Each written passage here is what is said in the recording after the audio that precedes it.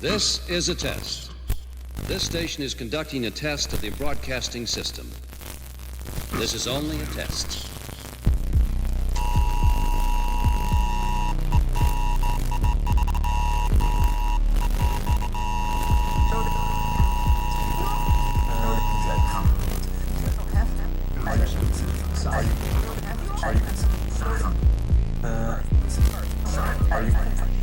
The broadcasters of your area have developed this system to keep you informed.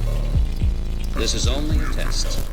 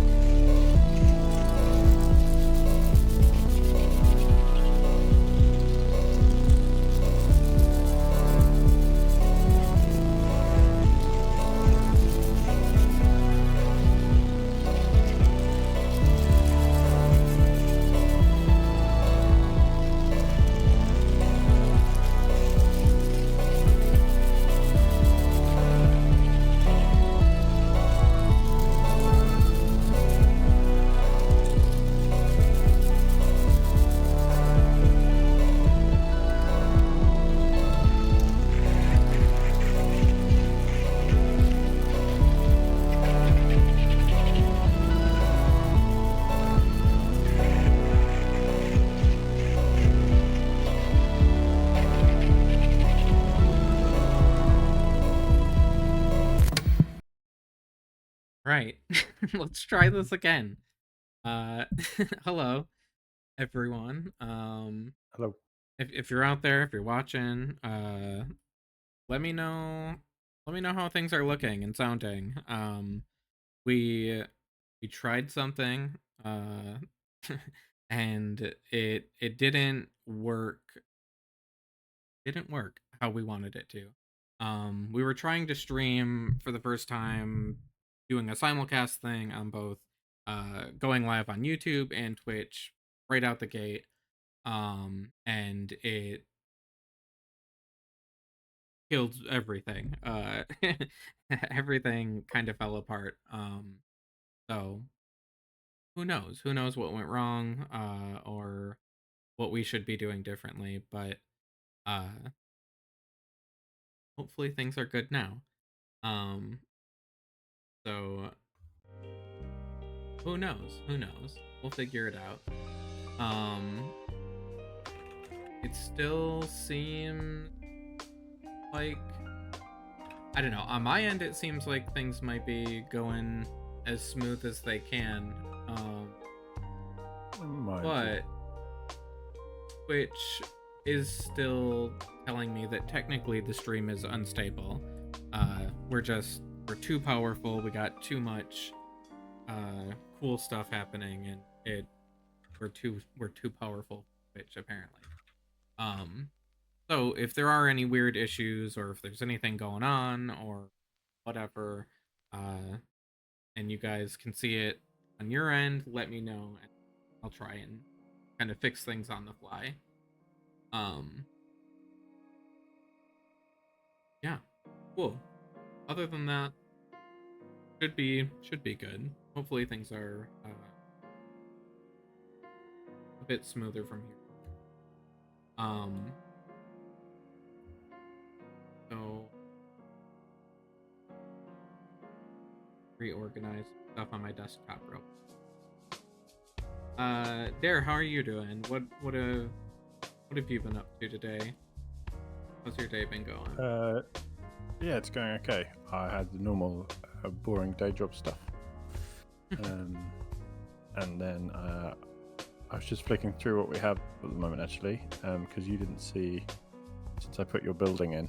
Oh, heck yeah. I do love that. Very good. And then and then you have the, oh, hey, Evidenta. This is a friend of mine. Oh, hey, and then how's it going? And then the 3D thing. That's so cool. Pseudo 3D cards. Yeah. So when you do that,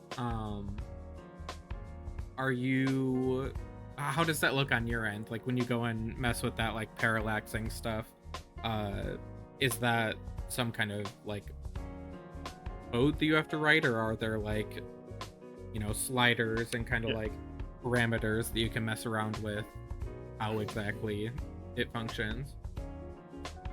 Yeah, I can show you actually. Let me find the thing. Card 3D here. Here we go. Not this one. This one. Yeah. So for the pip bar, I just tell it. I just give it a. I just give it a z-axis, which is like how close it is to the Okay. to the camera, to the That's viewer. cool. Okay. So I can do silly things, like make it 200, and then when I go over it, I'll be like, whoa, Okay. all the way off the screen. Whoa. Yeah. Oh man, yeah. that is really cool. What did you Same have with it shield as well. set to? Like before? That's cool. So this thing is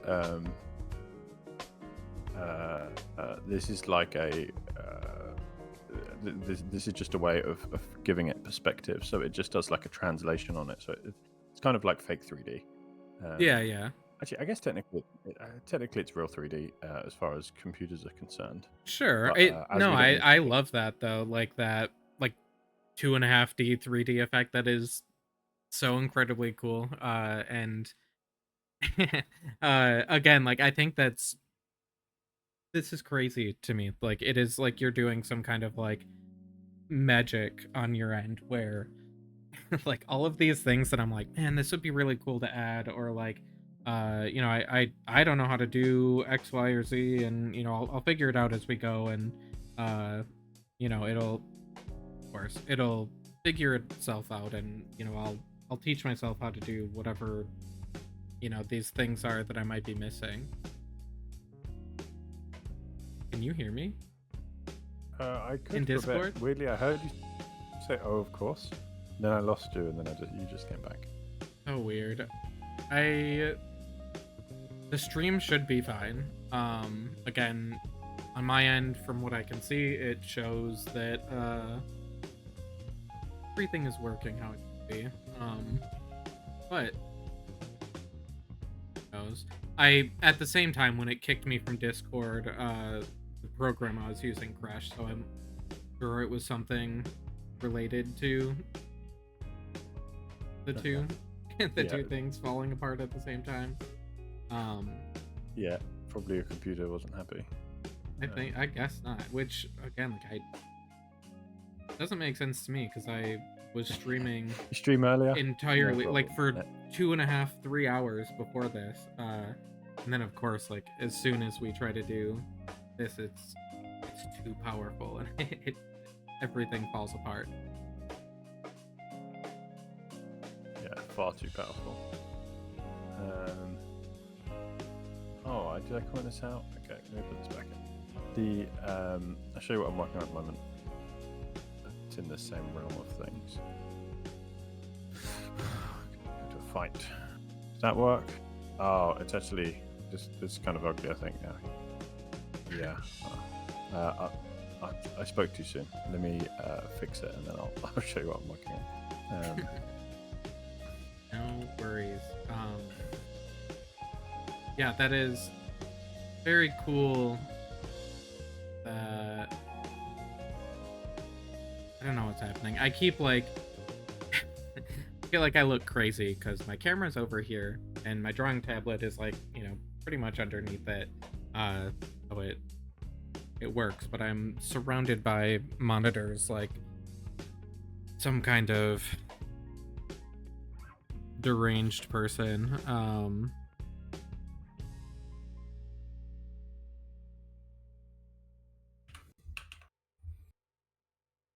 There we go. I fixed the thing. So what I'm working on at the moment, this isn't the right screen for it. It's just easier for me to show. Yeah. Is the card flipping? Oh, that's sick. So I'll go back. Okay. So my idea here is that very cool. I want the card drawing to feel very good, basically. So when you draw a card, you should see it flip off the top of your deck Yeah. and go into your hand. Yeah. And then ideally, I want it so you can like spread your cards in front of you as well, so they don't just feel like. If I go into the fight now, I'll find one quickly. Yeah, this isn't what I want. Like just a series of icons in a row. But I want them to like have some depth to them. Yeah. And I think part of that is it should flip off of your deck, and then they should spread nicely. And then when you use them, there's probably a whole set of animations we could do around that.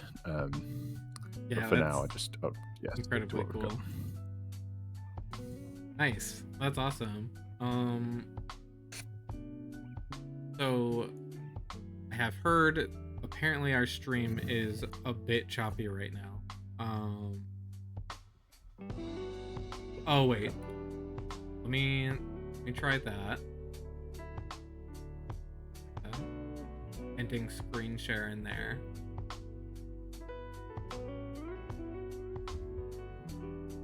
I'm trying to see, like, again, because I can see one set of information in OBS that says things should be great. Things are working as intended. Yeah, and then my friend said he's getting about 1 frame every 5 seconds. Terrible, man. The worst possible. Great slideshow though. Not even that. It's terrible. And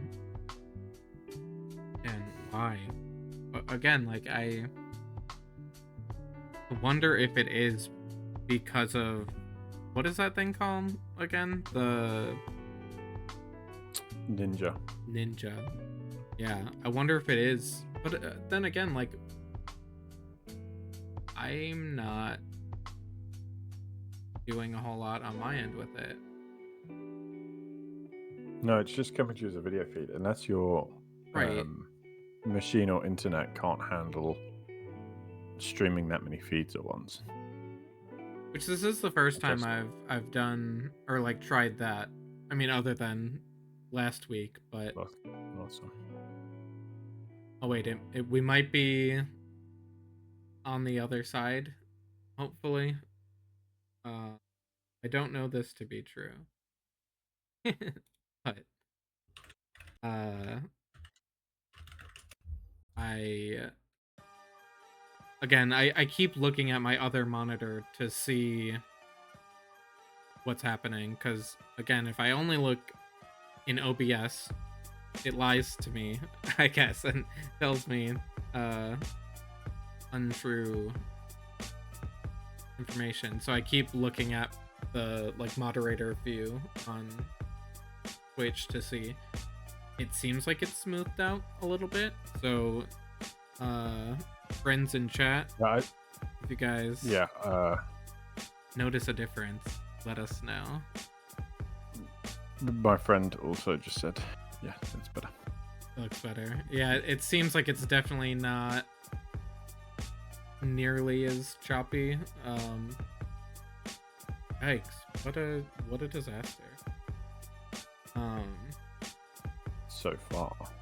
Yeah, exactly. It's all downhill from here.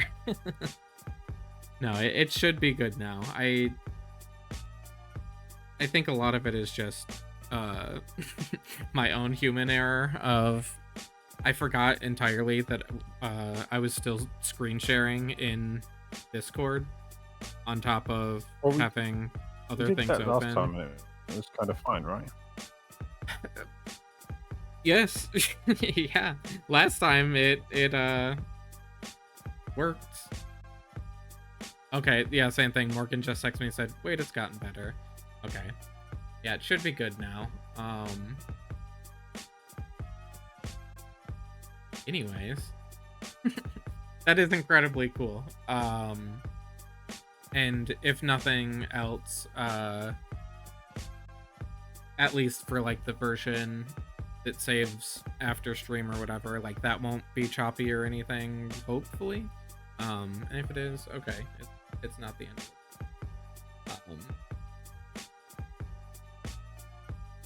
But that is crazy to me to know that you are capable of. That sounds shitty. I don't mean like, oh, that you're capable of doing that. That is news No, to no, I me know what you that like that is something that like on your end, just like the like development and like programming side, that like you can have like all of that kind of stuff at like do you know what I'm trying to say? I'm trying to do Yeah, 6 things at yeah, the yeah. same time. No, I And found this actually interesting working together so far, and we'll have this. I'll talk, and you could work on 5 things. I found this Perfect. interesting for us so far, which is that your illustration wise, you got stacks of experience. You've been doing it tons, and you've worked in lots of different areas. I have But it done means that. that like we were talking about things like text, right? Mm-hmm. Text and font and text on objects in the game, Mm-hmm. and I know what's best practice in this world Yeah, definitely. for like an animated show or for a board game even, or that kind of thing is probably completely different. So for example, I know that it's almost not possible for you to draw each individual card and then us load that into the game and then load it up. In theory we could do it, but it would limit us a lot. It would Mm-hmm. mean that like if I want to, the bandage has 1 healing, 1 action. If I wanted to give it an extra healing, you'd have to redraw the card, which is Sure. insane. Right. But so it's interesting to see where our two, like the two worlds we're used to, kind of don't line up as we expect. I found Yeah. that like so far quite interesting. That what's normal for you and normal for me is quite It at odds is. with each other. Yeah, I couldn't agree more. And I think the ideas where, stuff we've previously talked about, where it, I might have had one idea or like thrown out something. So, uh, for example, where originally I'm like, okay, this could be cool. Where if this is like our kind of standard card layout, um, which I were there's already a bunch of things that I am planning on changing about this, with knowing now some of the exact stuff that you were talking about, uh but whereas so this is interesting. I'm trying to think. I know we've talked about this a few times, and I think are at a point where we're getting to the same getting to the same level with it, in terms of like, so with this design, the thought was like, oh, it could be cool to have like the little banner that hangs over the side of it, and that's where like the base damage is or whatever.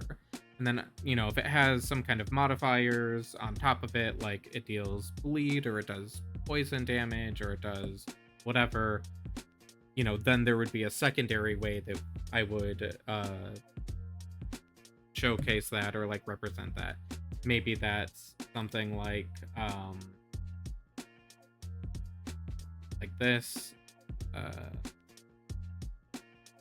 It could be something as simple as like, okay, then there's like another banner like on the top of it that's colored differently to represent whatever additional status condition it can do. So like if it's poison or if it's bleed, we would have like another secondary one. Maybe we like give it some kind of visual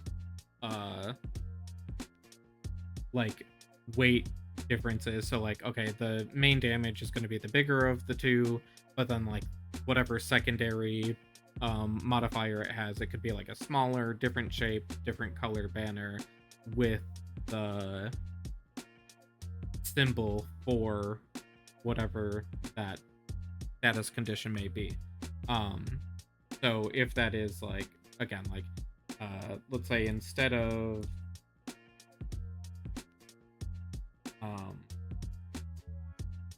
red being damage, maybe we have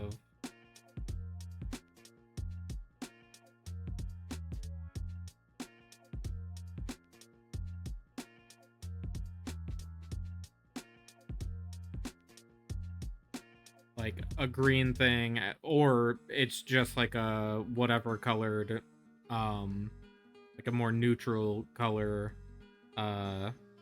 banner, like an off-white yellow kind of whatever it might be. But then we have like the symbol for whatever modifier it is. Instead of something like this, or if we don't like that, it could be just like visually represented on the card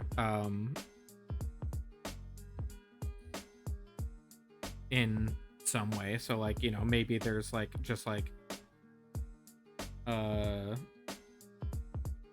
this does like bleed damage, and it has like a little like blood drop or whatever it might be, just kind of somewhere on this tablet. But I also know we want to consider, or something we've talked about is going with like a more square aspect ratio, which I do like. So if we go with something like a bit like shorter, what does that look like then? And then we're gonna have kind of like a little bit less space to make those same decisions or whatever. So all of this rambling to say, I know that when on the screen that you were on where you show the animation thing, like the parallaxing effect that it does, I know that,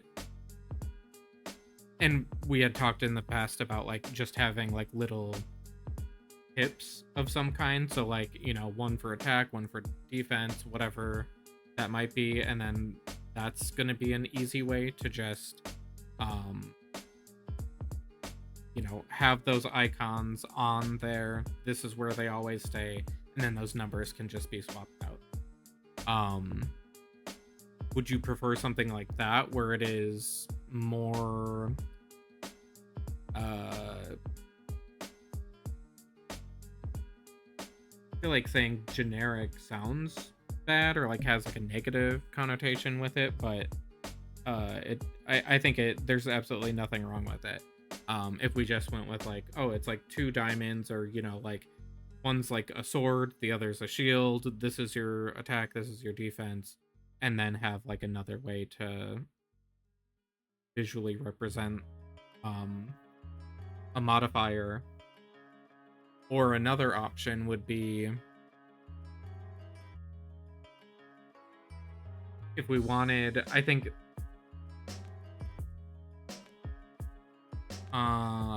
if we wanted to have like the more standard like card size format, then that could open up the option for like at the bottom third of the card having a typed out like written description of what the card does. Yeah. I think about this a lot, probably too much. Yeah. Because we both said that like Marvel Snap visually is like stunning, and Yeah. it feels quite simple to play as well. But they have this thing where, yeah, this is a good picture actually. So when you see the card, you see the image and you see the title, and you see the 2 most important numbers in theory.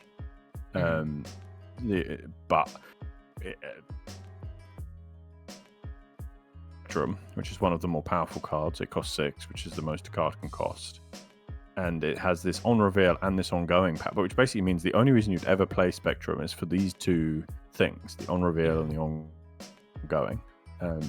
And it's very interesting to me that you can have Spectrum in your deck, you can play it loads, and you become so familiar with it, but you don't read the card text, which means you just kind of memorize what it does.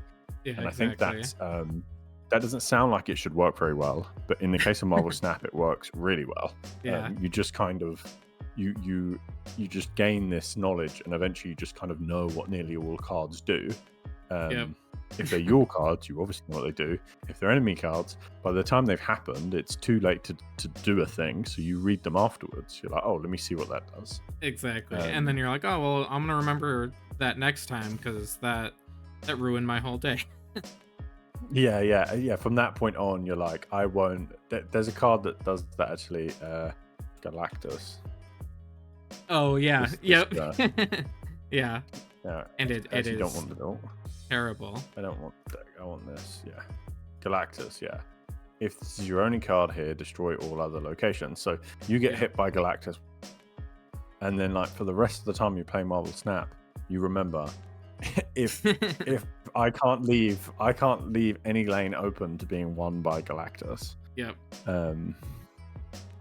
Yeah, it's crazy. It's crazy that it works. Like on paper, it doesn't sound like it should, but in practice, it really does. It works well. Does. So yeah. So I feel like you can break the mold quite a lot and get away with it. Yeah.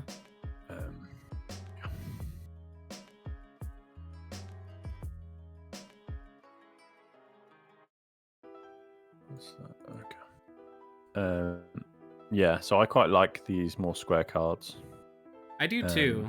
I think we've already had that conversation, and I think we're very much on the same page. Like, it's a fun orientation, and it feels different in a way that's like, oh, it's not, it's not like they're coins all of a sudden or something, like where it changes the game or anything like that. But it's like, it's different enough to feel cool and exciting, but it's not like completely something unknown.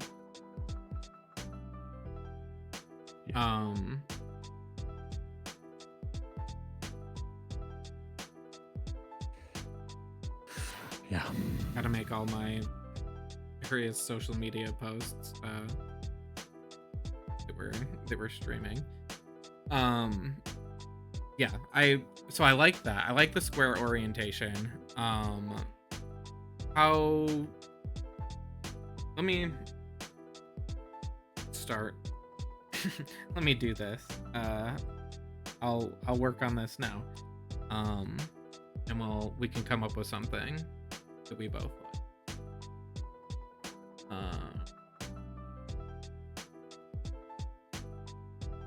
I should probably pre-warn you of some terrible news, which is that because you're not sharing to me on Discord anymore, I can only see the stream, so I see like maybe 20 seconds delay. Perfect. Okay. Good to know. Yeah. So if you say, "Oh, what do you think about this?" Yeah, tell you in 20 just seconds. give you a few minutes to really ponder. Just think about it for a minute. What am I?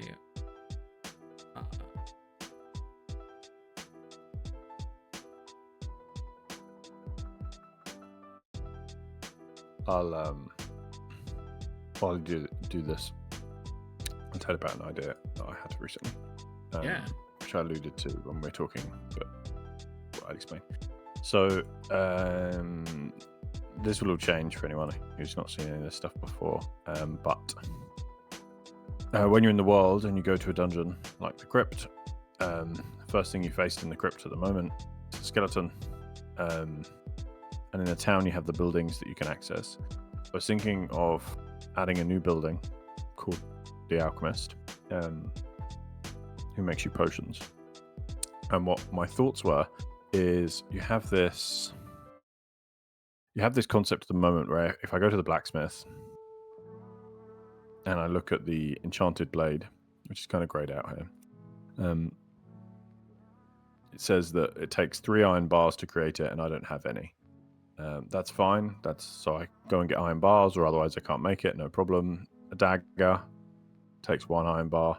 An arcane tome takes a quill and some rotten meat to make it. Fine.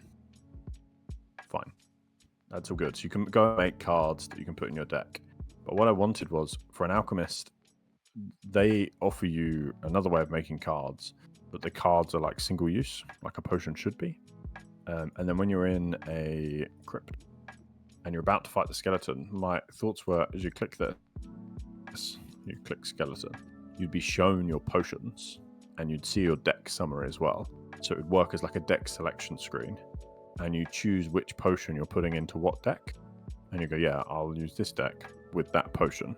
I like that and a then lot. you'd go into the fight and you'd. Now the is potion cool. has a. I was thinking, for us, it has some advantages.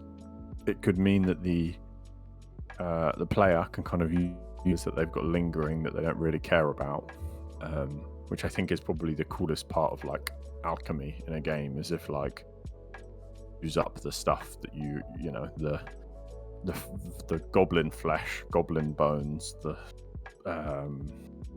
iron bars that you don't care about anymore. I think that's cool.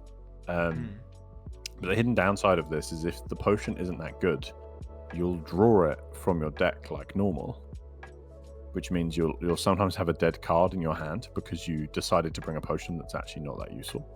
So you don't want to waste your action using it.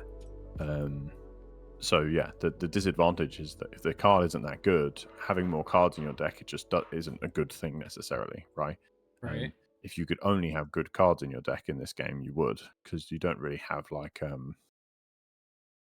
we don't really have like mana cost, so it's not like you have a curve to sell.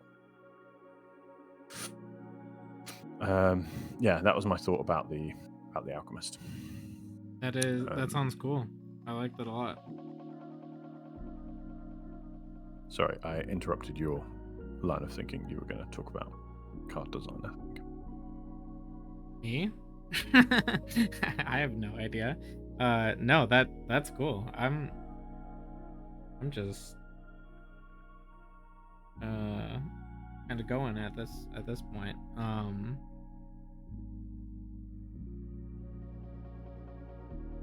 I think I thought you were going to talk about card shapes, right? Maybe. Yeah. I like a more square orientation. I think that's fun. I think it's a little bit different. And I think that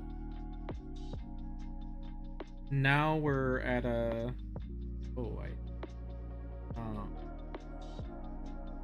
so I'm gonna do this today, just so we have a new, better looking something to look at than the design that we've been using. So I was gonna finish up the little dungeon thing, but maybe pausing on that for today, and then figuring this out is time well spent, I think. Because I think figuring this out and kind of like working through this could resolve a lot of things that have kind of been just left as like we'll figure this out, in terms of like, you know, the pips and all of that stuff, and whatever. I think figuring this out is a good idea.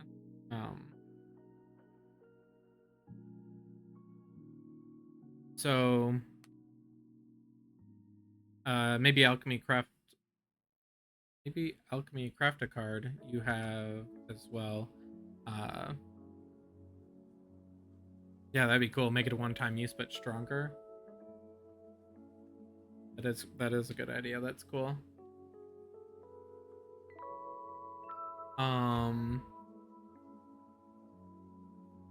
Okay, so what is your line of thinking regarding like so a card can have what are the elements that a card can have like as a whole. So so if it is like a weapon or an attack, um does does it deal base damage for like whatever that is? um and then is there a limit to how many modifiers that you would like to see used at any given time on a card? um Yeah, like I'm a little scared of this right now, actually. Like, okay, pulling these decisions, because sure, we will have those answers. Like, we definitely will. yeah, Um, but it's but like right now, this is what what it's like. makes So, this in theory, you could have a card that has all of these things, right? mm, It just does all the things. That's not going to happen, obviously. right, But yeah, we'll probably quite quickly find an upper limit that like feels right. hmm, Thank you. And I don't know what that looks like right now. perfect, that's I fine. also and yeah, so I'm worried that like we nail the card down and then immediately start breaking it, and it starts ending Yeah, up with, and then I it's know like, I oh said well, it it would. doesn't matter anyways. uh Yeah, yeah, it'll only that have 4 effects, and then a week later we've got 7 effects on one card, yeah, and that like a card we like feels good. yeah, But if we were to judge it based on what happens now, cards typically it is very normal for a card to not have any attack. right, That already happens, and that feels, in my opinion, quite good. okay, Where are we? Cards, here we go. So it's very normal for a card to not have any attack. It's very normal for a card to have 2 different effects. okay, We might have a card with 3. sure, I think 4s feel like it might be the upper limit for a long time. yeah, I Like, agree with that. if you imagine you just like, I'm gonna pitch you a card, a spell that happens to be a card, and it's gonna have like 4 or 5 effects on it. That's like so much That's to remember insane. what's going on. Yeah. It's gonna heal and poison and stun and brittle. Like, Sure. that sounds like it would be good, but the Then it's just okay, yeah, whoever has that card first is gonna do a serious significant amount of damage, and it kind of just it's like one of those things where it's like, one of those cards where it's like, oh, if you play that card, it might as well be over. yeah, potentially. But there's also this thing where like it's probably not that good in any deck. Like if it does Yeah, 4 of these things, but it only has 1 point in them. Like right. if you're building a confused deck, you'd want more. If you're Yeah, building a blessed absolutely. deck, you'd want more. You'd want it to be blessed 2, not blessed 1, and so forth. Yeah. So yeah, so I think 4 is a good upper limit for like cognitive load of like, yeah, in my head. More than that, we've diverted I from the would plan say at the quite a absolute lot. most 4. I think to me 3 feels kind of like, if you want to have it like be more than like a dual typing type card or effect or whatever it is, I think 3 would be like, okay, Well, there's more 2s and 3s so than there are of 4s for sure. I completely agree. So Okay. if I think of like, okay, so you're fighting some goblins, Mhm. like some tough goblins or some goblin rogues maybe, or some assassins. Something that moves quick and uses poison is my thoughts. Okay. You could see those cards all having attack, all having extra actions. So they all have like Mhm. a play again mechanic, so that they're playing lots of cards. So they have a little bit of attack, an extra action, they'll have poison as well, so there's 3, and then some of them might do a 4th thing, but that's, I can't think of other examples where you just and you could see lots of different daggers having these patterns, and you'd be like, yeah, this will make sense. But Yeah. I can't think of an example where you get 5 plus and you're sat there thinking, yeah, this is normal. This Yeah. is a reasonable. Yeah, Oh, this is like fun. reasonable Yeah, concept to hold in my head. Yeah. I think, yeah, I agree. Like, it very quickly at that, like, level of, I think it has a very strong chance of the more you add to any one of these things, you're kind of like just by nature increasing the complexity and like the difficulty in a way. Especially if like I don't say that to be like, oh, I think we should, like dial it back or like make this, incredibly easy or whatever, but I know one of the first things we talked about is like wanting to find that balance of like, this game it feels like something everyone could play. Like, yeah, sure, it might not be for everyone, but like, if I show this game to like my parents or, like someone that like doesn't really Right. play a whole lot of games, like, there's a not just like immediate like difficulty curve that's gonna like talk them out of it. Like, ah, sounds cool. I'm I'm I'm not into it. I don't want to play. Yeah. But again, Yeah. like I fully- don't say that to mean that it should be like, oh, we should make this as easy as possible or whatever. Like, no, if it's fun, it's fun. But yeah. Yeah.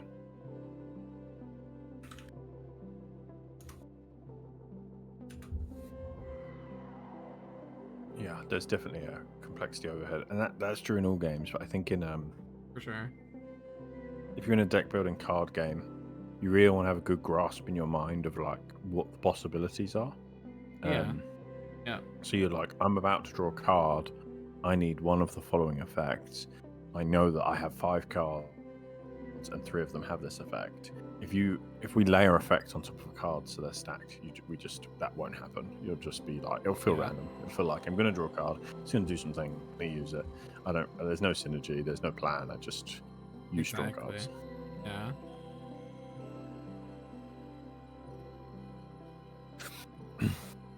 Okay. Is you? No.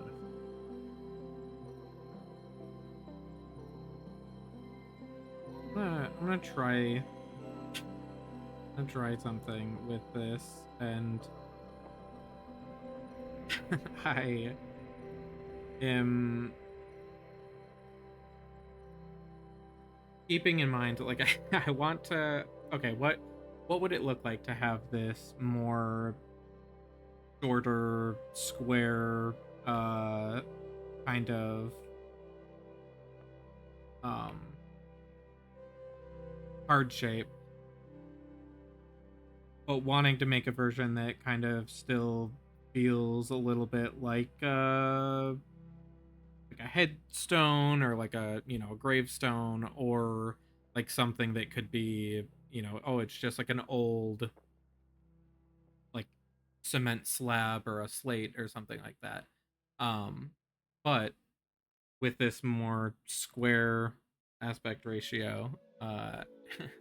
I think there's a fine line of like, oh, this kind of looks like a piece of toast or like a piece of bread, with how I had it drawn originally. So I'm interested to see like how, if that's the case, or what this looks like. I'm trying to like some of those edges that I had around it to like just add like some interest and depth, making a little less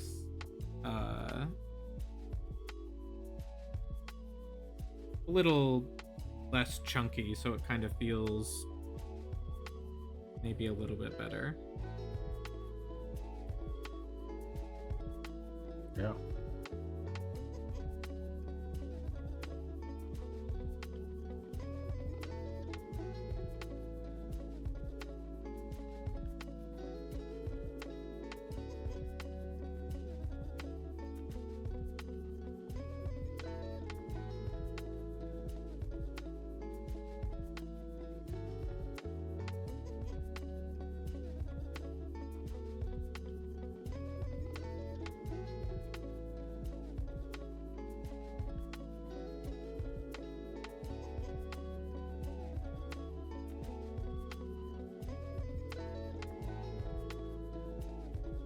I don't have Photoshop because I'm too cheap to pay for it. I wish I didn't.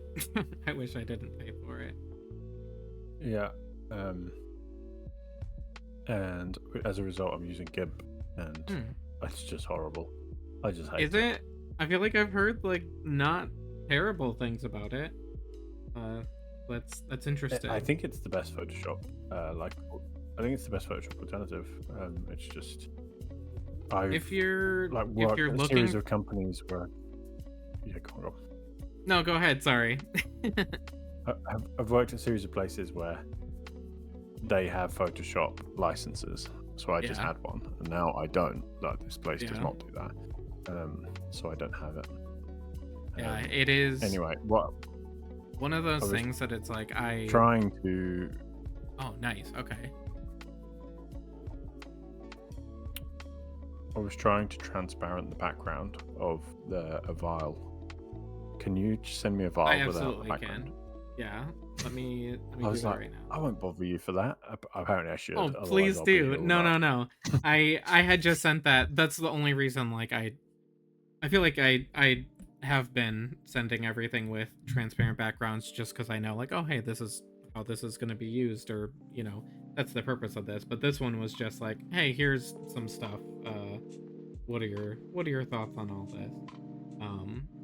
So I did not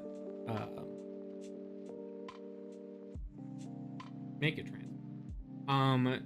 Do you have a preference? Like, do you want the bottle that's filled, or the one that has like some gone out of it?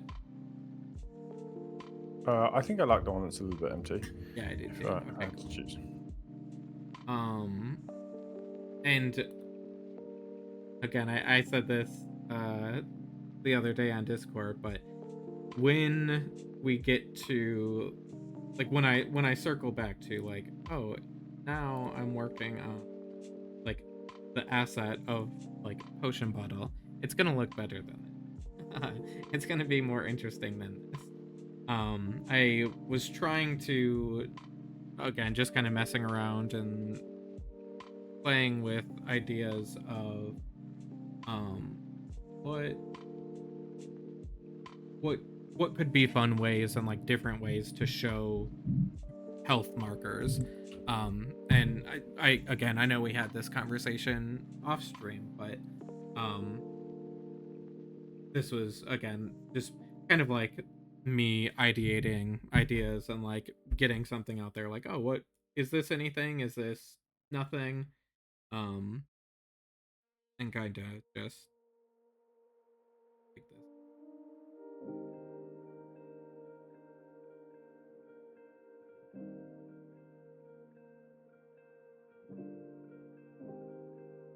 this. I know that's still going to be huge for like that, but, oh, that's way too big.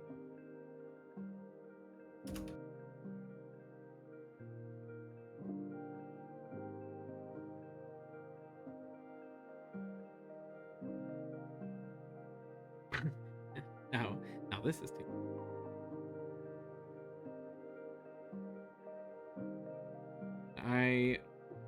What I was trying to say a minute ago, if you aren't a fan of the software you're using, which I know it is freeware, but I still have heard mostly good things about it. So that's interesting to hear that you're not enjoying it, or not. It's not I going as think smoothly as it should be. I think if you spent the last 10 years using Photoshop and then someone one day said, "Oh, just use GIMP," Yeah, yeah, I'll take it. there's gonna be And like that's kind that of where I'm at. disconnect or whatever. I totally get that. Um, what was I gonna say? If excuse me, there's another option, called Clip Studio, which has like a license, like uh, what is the word? Like a lifetime license where you just pay for it once and don't have to worry about ever paying for it again. And it is probably like the best all around like Photoshop alternative. Um, Again, if you're looking for something that is nicer, I think it has like a quite a bit of a learning curve, maybe. Um, like I used to use it like way back in the day. It used to be called Manga Studio, and I used it back then a little bit, when I was like first getting started, like doing things with digital art. Um, but it is Cool. really good. It's a good program, and it's like super cheap. If you like, there's sometimes you can buy like, depending, they have like different versions, but depending on the version you get, like I feel like sometimes they'll have like crazy sales on it, like especially around the holiday, to where it's like $40 or $50 for a lifetime license for it. Oh wow, I'll check it out. Uh,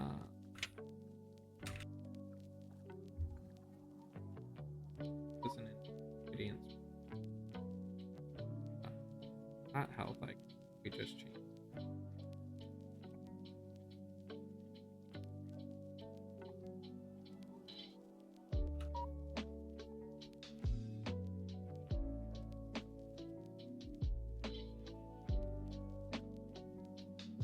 Okay. Me.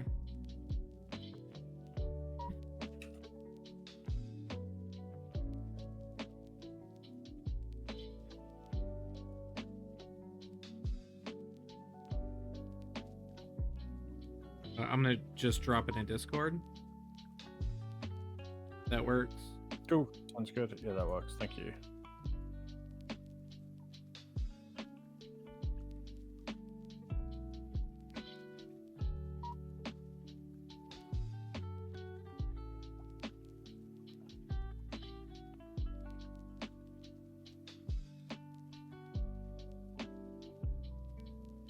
Oh, what are your thoughts on um the thing I had sent over the other day for items and ingredients? That's what I'm trying to say. For like, obviously, I mean, it could look like that if it's like, I know we had talked about like the possibility, like, oh, when you attack an enemy, there could be like physical drops that we see, fall off of them Yeah. in battle. So obviously, like, maybe you wouldn't want like the like scroll paper behind that. But I thought, like, from like when you go to whatever town square vendor, and you're looking at like your inventory of ingredients and stuff, instead of being on like the card shape, it could be kind of like represented in a different visual way. Yeah, it's cool. I like it. I just dropped the bone in actually a minute ago, so the bank very looks a bit cool. better, but I mean, it's just the bone. But on the, I guess blacksmith, yeah. If I look at what I need to craft, I think these boxes Yeah, being replaced with what you did is like a straight upgrade, and that would I'll be probably cool. do that as soon as Yeah, I get the chance. Um, I think just we both want to lean into that UI that looks like feels more immersive, feels like you're in the game, is exactly. made out of like physical paper and like maps and so forth. And the other place where it will be hopefully very good, just cheat to win quickly, yeah, is here when you get a drop and you're collecting it. This is obviously Yeah, very similar to the other screen we looked at. yeah, I think exactly. that'll feel a lot better. Cool. Um, Nice. Yeah, I feel good about that. I think that's fun.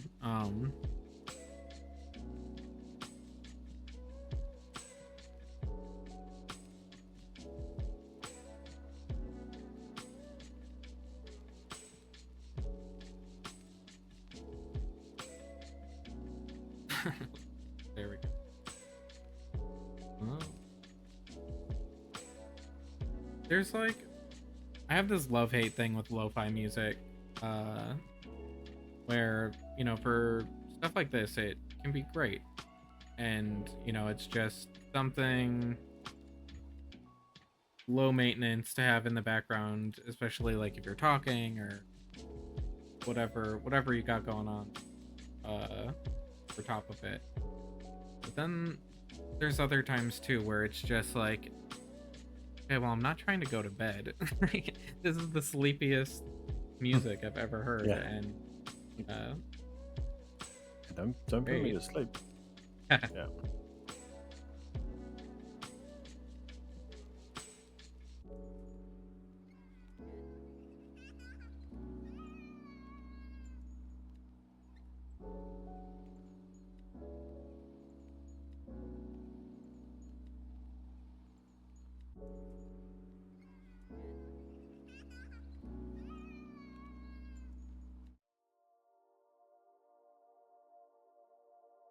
there we go. Maybe Yeah. this will be anything.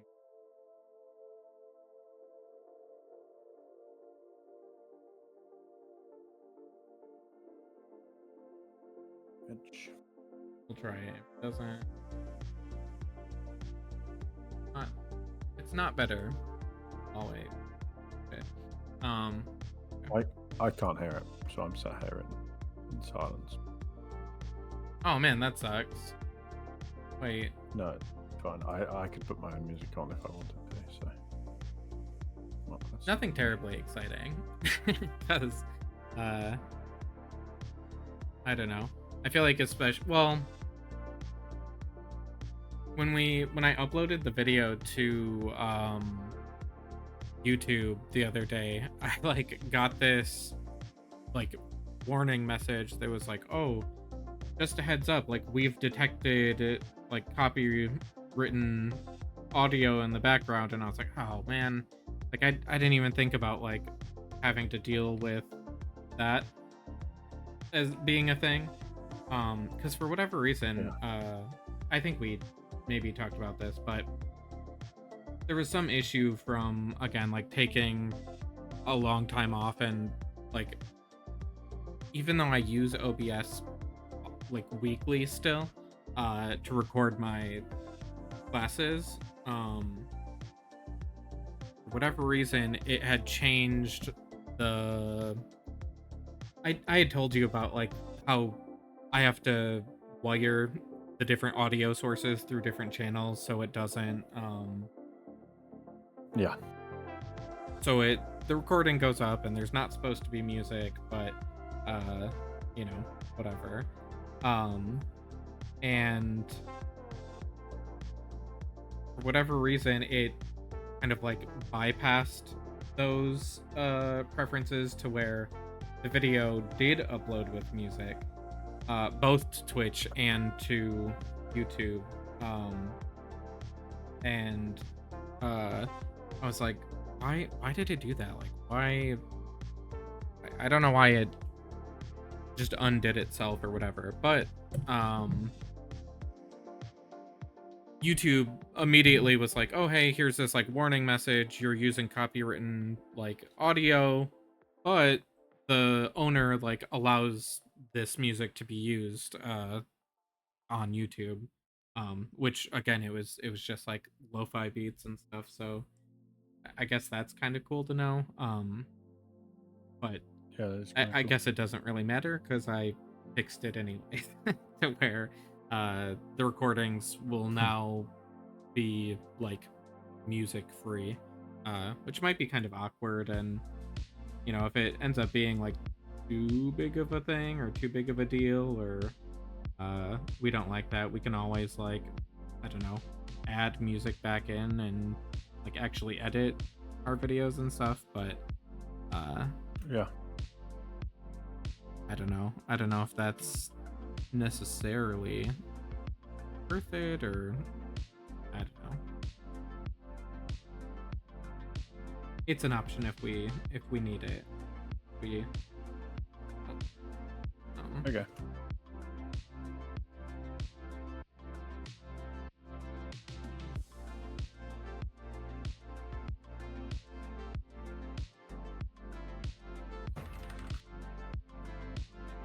Did you just hear that bang?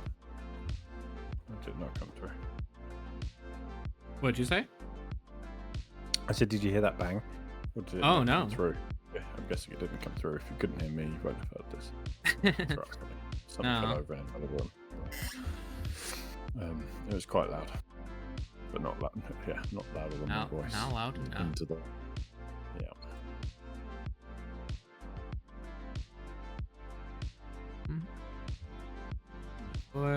What are your thoughts on for the card designs, sticking with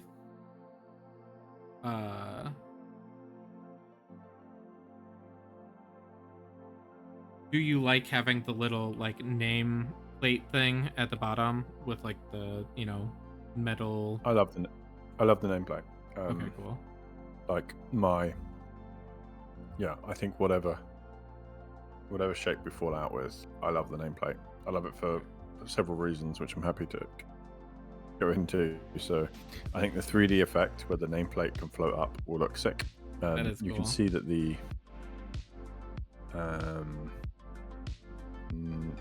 you can see that on this page the names don't fit the card that I'm using. Right. And I think I said before, like, I think you'll for the longest time we'll have the name exist like this, where you don't draw a separate border just for that specific card name. I just place the text on top if it's a nameplate.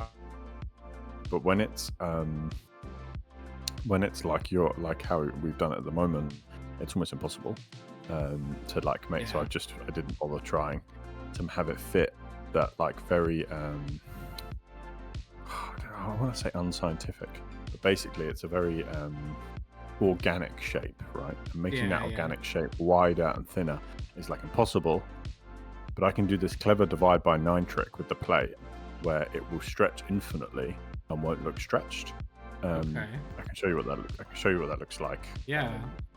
Once we have it, once it's in, and then I understand. that's for an interim, and then also, I can't believe for the second time. Maybe we should have a count on the stream. But how many times does Dare talk about Marvel Snap?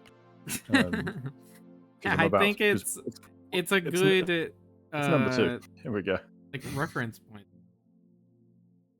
Yeah. So, yeah.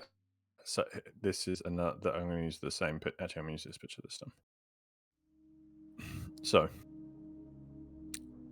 the other thing about if we move to this idea of plates, or like name plates, is that once we've got all the cards in and we're happy and we're not making any new cards because it's all good, it means that we can have several. You can have several plate designs where I just like iterate through them and like just go. But then you can also, Snap goes all the way, and like they will have like a custom drawn plate for every single card, and then have multiple versions of that plate, and we can do that as well. So that could be interesting. I'm completely sold on like a plate, in that it works for all the time during development, and then on top of that, like we get all the benefits if you're like, oh, we've got 600 cards, great, I want to write 600 custom nameplates. Go wild. Go for it. That'll happen. Yeah, I'm very pro the nameplate thing. I also think it looks really good. Cool. That's probably worth just the one you've done, not like I mean, obviously the Marvel ones look good as well, but the one that you're looking at on your screen right now, it looks really good. Going to drive me insane. I was thinking that too. I feel like that happens so frequently.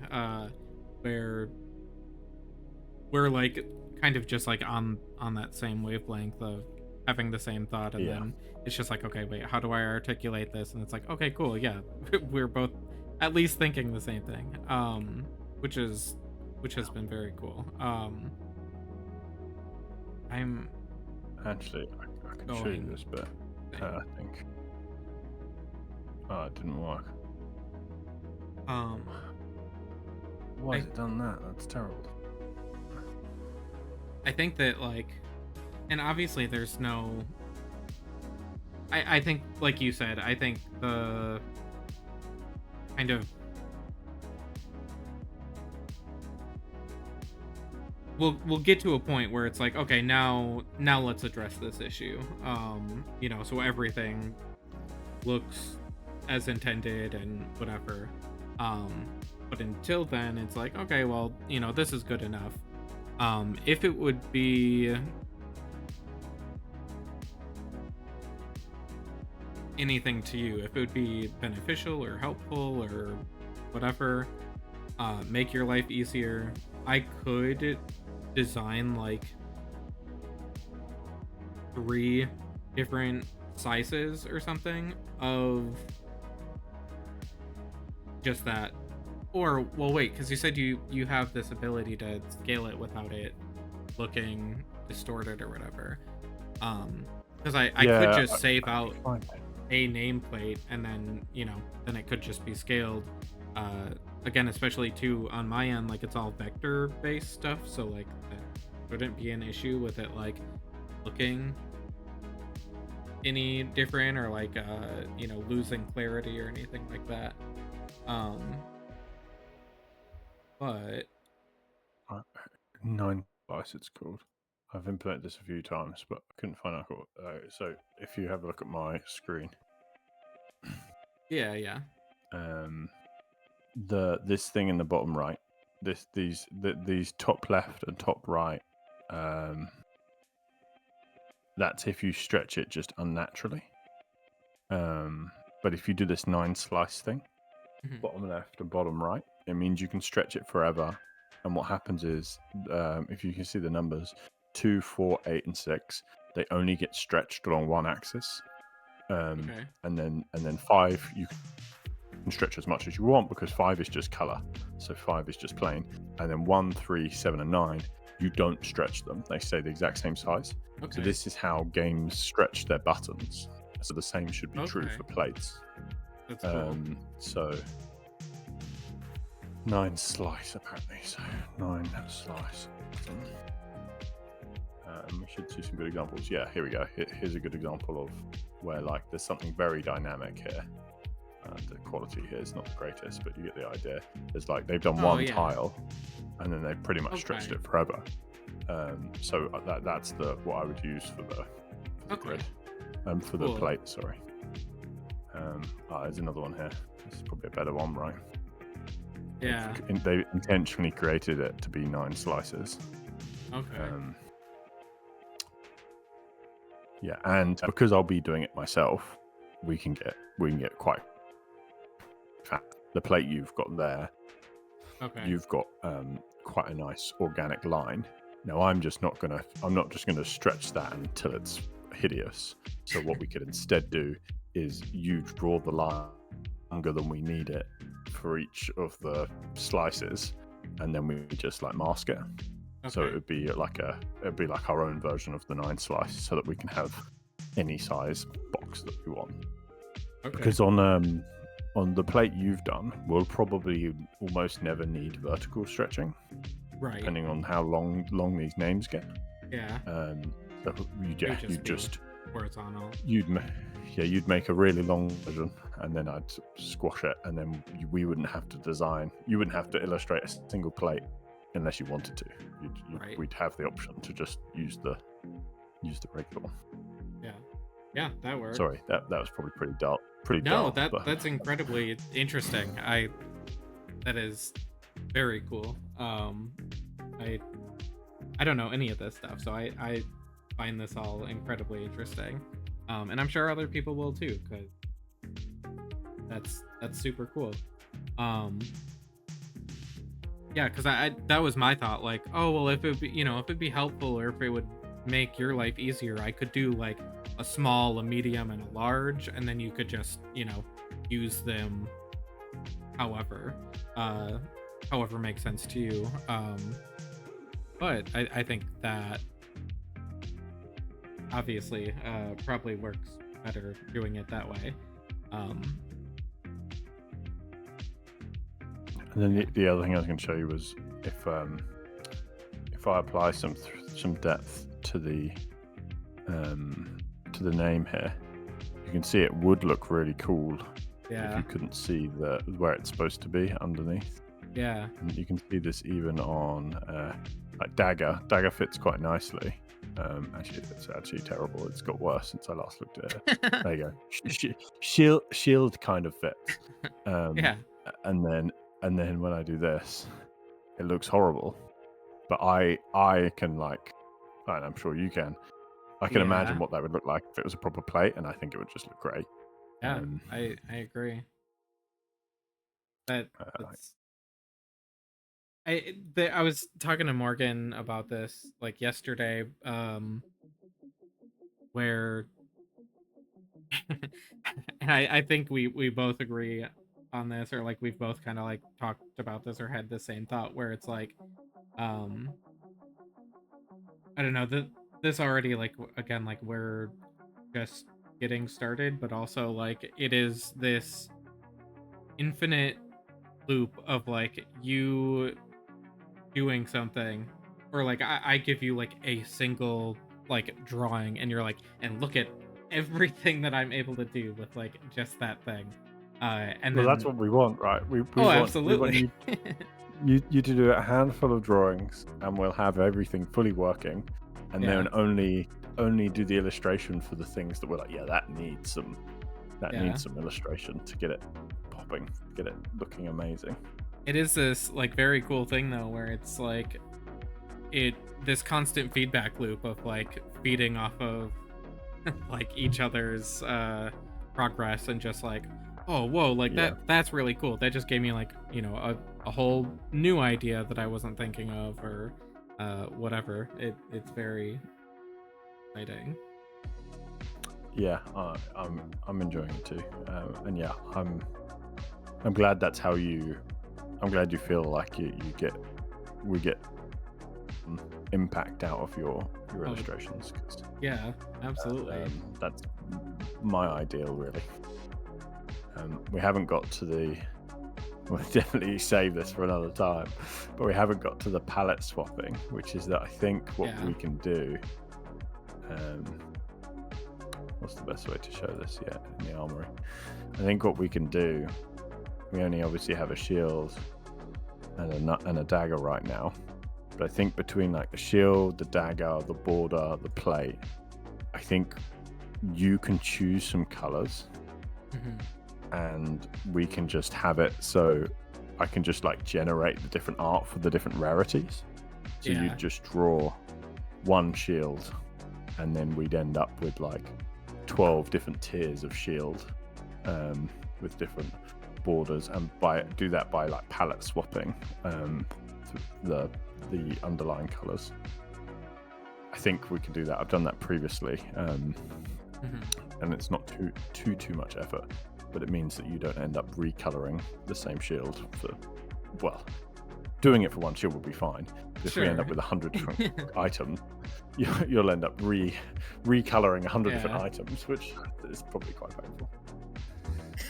I do But, also think just like uh like the previous conversation or another previous conversation that we had too of just like, okay, if we want to go all in or whatever, like let's just like aim high and then just kind of like adjust whatever from there. um yeah, like, oh, if this is like too much or whatever, like we can always dial it back. Where for me, like, I am kind of excited for that challenge of like, okay, now we need, you know, X amount of different shields, not only because of like yeah, rarity or whatever. Like, I think rarity, again, like, is absolutely something we can do. But if it's like, oh, this is like, shield, and then this one is like your, like scorpion tail shield or whatever it is, where it's like, oh well, this obviously like justifies like a different design being needed. It's like and completely different and cooler, and uh yeah, it is like mechanically or whatever the same, but I don't know, that's like the cool part about like, yeah, any of these games where you're like going around like collecting all these different weapons, because like, sure, a broadsword is gonna have like maybe the same kind of general move set, but it's gonna look cooler, it's gonna do something slightly different. uh that's why it becomes fun to like go out of the way to like grind and collect these things, because yeah. I agree. they all look different. Yeah, I agree. I find it the bit I'm a bit worried about, and I think this was the example I gave early when I like, are you sure you're up for drawing some huge list of strange items? And you're like, yeah, yeah, absolutely. Was for me, it's this list here, which is like this is the materials for like really two enemies in one dungeon, which Right. makes me just think like with the kind of scope we've currently got planned, you'll have a list of the most It's random a mile items we've long. come up with, it's like just the Yeah. drops list. And it's like, yeah, we obviously need a unique item for all 175 drops, and they go from a goblin bone to the king's crown, Yeah. which is just bizarre as a concept. Like, yeah, we're happy with the materials list now. Just go ahead and draw 100 illustrations, please. Yeah, Um, exactly.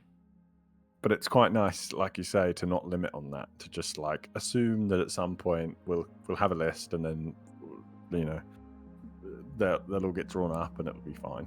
Yeah. It's quite fun to assume that. Yeah. Okay, I'm gonna cross some of these things that we spoke about last time. So you did the font with the numbers, which has been super helpful. Yes. And the goblin bone I now have as well, which is awesome. I haven't fully implemented that, but we've got it at least. And the building, the bird building we have. Yeah, the You were other doing the other one, thing. or the one for the dungeon, is almost done. I just have to finish coloring it. Awesome. So if not today, then tomorrow. That'll be done.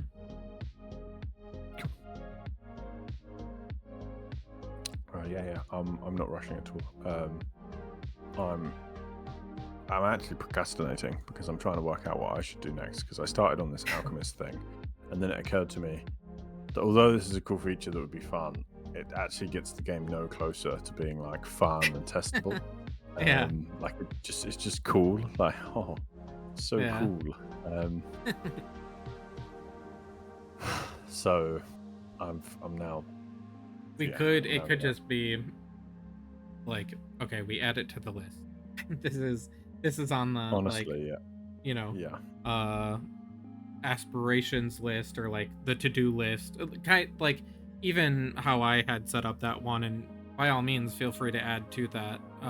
It's just on the drive, but where it's like kind of like, okay, we're color coding things, anything that's like red is like top priority. This should be what we're, knocking out like first thing.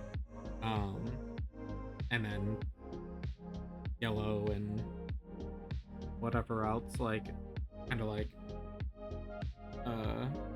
going from there. Okay, this one might be, you know, uh high-ish priority, but it's not as high priority as, I don't know. It's all entirely arbitrary and doesn't really mean a whole lot of anything other than just to help like personal like goal keeping and keeping track of things. Yeah. Yeah, no, I think it's a good point there.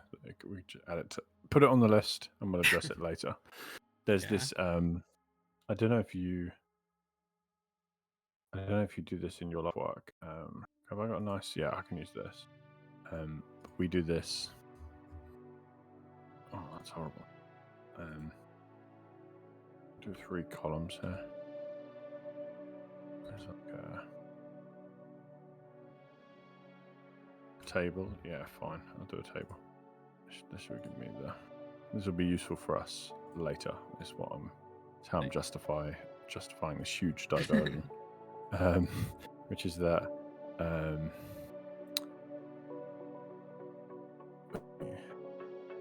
need one, like it's something. This isn't the right word. This gets the point across. This is like need, want, later. You split all your items into these 3 categories, where you have all the things you need in one column, all the things you want in another column, and all the things you plan on doing later in a 3rd column. And you can also rename the later column to like sequel if you're working on a game or something. Okay. So you're like, oh, these are the things we'll do for the sequel. Yeah. These are the things that we really want. And basically what ends up happening is you work through the need list and you occasionally pull items from the want list. And then it gets to the point where you're like, okay, we've got to release this thing. And you just do the need list, and want you just feel sad about it not being in, and the sequel things just don't get touched. But Alchemist at the moment is probably something that sits here, right? It's like, in what series of events is Alchemist ever going to be something that we end up putting in the game because we need it? Is basically we have to have it like playable and ready and have all the features that we've currently already planned, and and like enjoyable from start to finish and blah blah blah, and then we could add an alchemist. But I could imagine a scenario where you're halfway through the game as a player and there's like a spike in difficulty, and we're like, oh, instead of smoothing that spike, we'll just introduce the alchemist at that point, and that'll help you get over the spike, if that is less effort. Anyway, yeah, when we suddenly decide we want to release this thing, this strategy will become quite useful, I think. Yeah. To like decide what's what.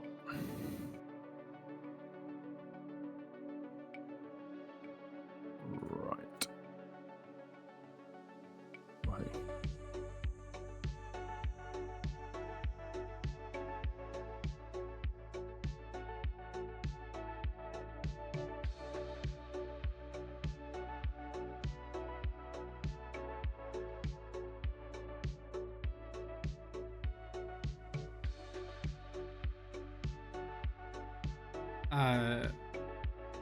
Same.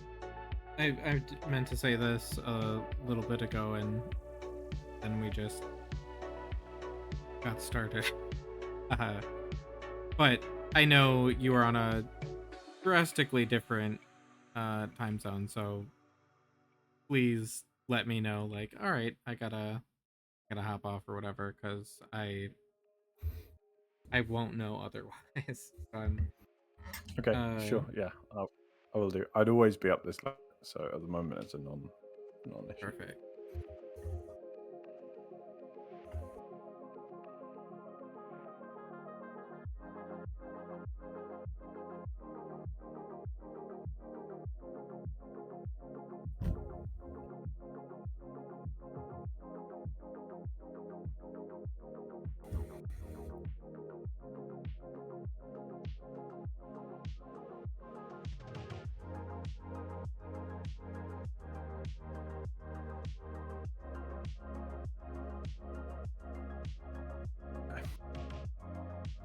think about what wants to be built next. Is there anything on my end that you're absolutely waiting for that's holding you back from diving into anything specifically? I don't think so. No. Okay. The world gets replaced with Yeah. the thing, the dungeons, which will look absolutely sick compared to what it looks like now. And the cards, if you change the card design, I'll probably replace it when it's when it's reasonably convenient. Yeah. When it's like I'm not in the middle of coding up something else. Yeah. So I don't think I'm blocked by anything from you. Um, That's what I like to. yeah. Yeah, and then I'm a big, very strong believer that like to make good games, what you really want is for it to be playable early and fun early. And Yeah. the fact that no one has, including me and you, played it and had fun yet is like I'm violently trying to scramble towards a version where it can be played in a way that you have fun. Yeah. And that's quite a loosey goosey idea, right? Because right now you can fight this goblin, right? I'm in a dungeon, fighting a goblin. He's got cards. I've got cards. We're in a battle, but it's not fun. Or it's very. If it is fun, it's right on the edge of a line where it wouldn't be fun. Right. But quantifying why that is, I think it's hard. Yeah, absolutely. So the first thing is it doesn't look as good as it could. And that's okay. That's like a lot of that's on like stuff I could make it look much better, but I don't really think that's the main reason. I think the main reason is it's not clear what's happening. Yeah. I think that makes a huge difference, and there's several ways I can address that. And I'd rather not do like temporary solutions. I'd rather fix it Right. nicely how I expect it to be fixed in the future. The other thing is that the game's core loop is like I have a really clear picture in my mind what it looks like, and the game doesn't currently implement its core loop very well. So I guess I should write down that core loop. Which you've probably done already, but fine. So I do think that again is something that I keep trying to throw out there, at least, is that just the reminder of like I think that to me is like that's okay that hasn't been solved or hasn't resolved itself yet, because like we just started this. Like, it has not been like any significant time, which obviously you probably feel, like you said, like uh, it's frustrating to me, at least, that like that's not resolved, whereas I'm very much like, okay, like, yeah, okay. It's fine. Like the fact that like there's even something we can open and there's already like multiple things happening and going on within it is, again, like that is like some wild magic shit to me. Because I have no idea how you do any of the things that you do, so it is uh I feel very self-inflicted thoughts that you're having, at least. yeah, that's fair. Reasonably reassuring, but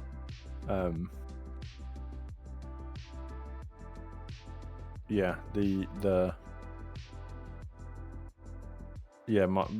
I'm okay with it being self-inflicting. There's this problem that until it's fun, Yeah. there's no justification for us not just like doing something else, or Yeah. more Yeah. realistically, like a huge pivot. Like, Mhm. it's not a fucking card game anymore. It's this now, Right. It's or something it's completely yeah, or different it's not. altogether. eh, It's a fucking sci-fi game now. Throw it all away. Yeah. Yeah. I get Oh, hey, that. I Ghost mean, Kid. that makes sense. Like I understand the uh the thought behind it. Oh shit. Yeah.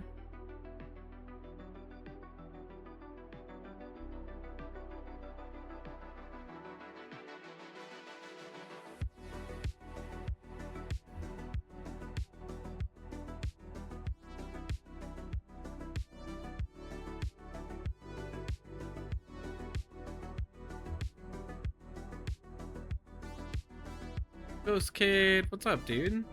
Welcome back. We're doing what we were doing last week. But this time different. Still working on our game. And kind of uh bouncing all over the place with what we're working on and what we're trying to resolve issues for. But yeah, welcome. How's it going? How are you doing?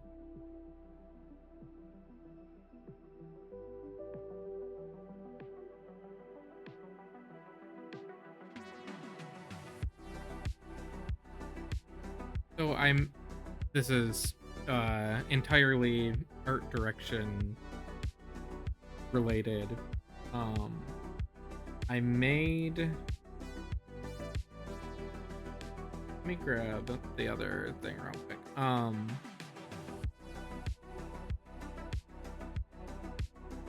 'Cause okay, let me grab it off my hard drive and stuff. I made Just gonna. Sorry, I'm gonna be right back quickly. I just heard some shouting. oh yeah, go check on that. I know it wasn't too scary. I just was like, that's strange. Yeah, yeah, absolutely. Um, cool. So I am mostly talking through this process myself right now.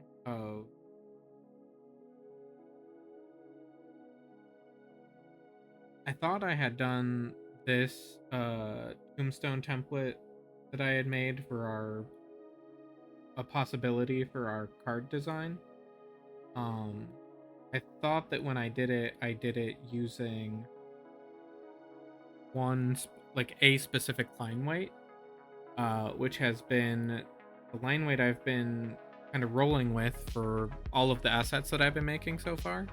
Um, Going with like two overall line weights, one for like exterior lines and a second one for interior or details or anything like that. But now that I'm redoing this, with that in mind, the exterior line looks so much thicker than this initial design did, and I don't know why, and I don't know if I like it looking that chunky. So now I'm trying to figure out what I did differently and what I should do to fix it or to resolve this issue. That's a good thing about each team member having their own specialties. You don't have to worry about doing everything perfect yourself. Yeah, exactly. This has been super cool. This is our first time working together, just as a whole, but kind of immediately from the first conversation that we had, we were like very in sync and wanting the same things. Nice, thank you. You like the rocky texture. Cool. So yeah, this me open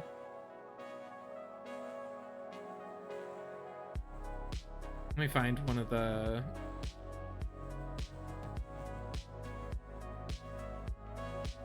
What's that called? Trying to find one of the, like, completed... Aaron, what's up, dude? Welcome in. Oh, boo. That's no good. Thank you for hanging out, though. That I'm honored that you're here, while you're unfortunately having to do less fun things.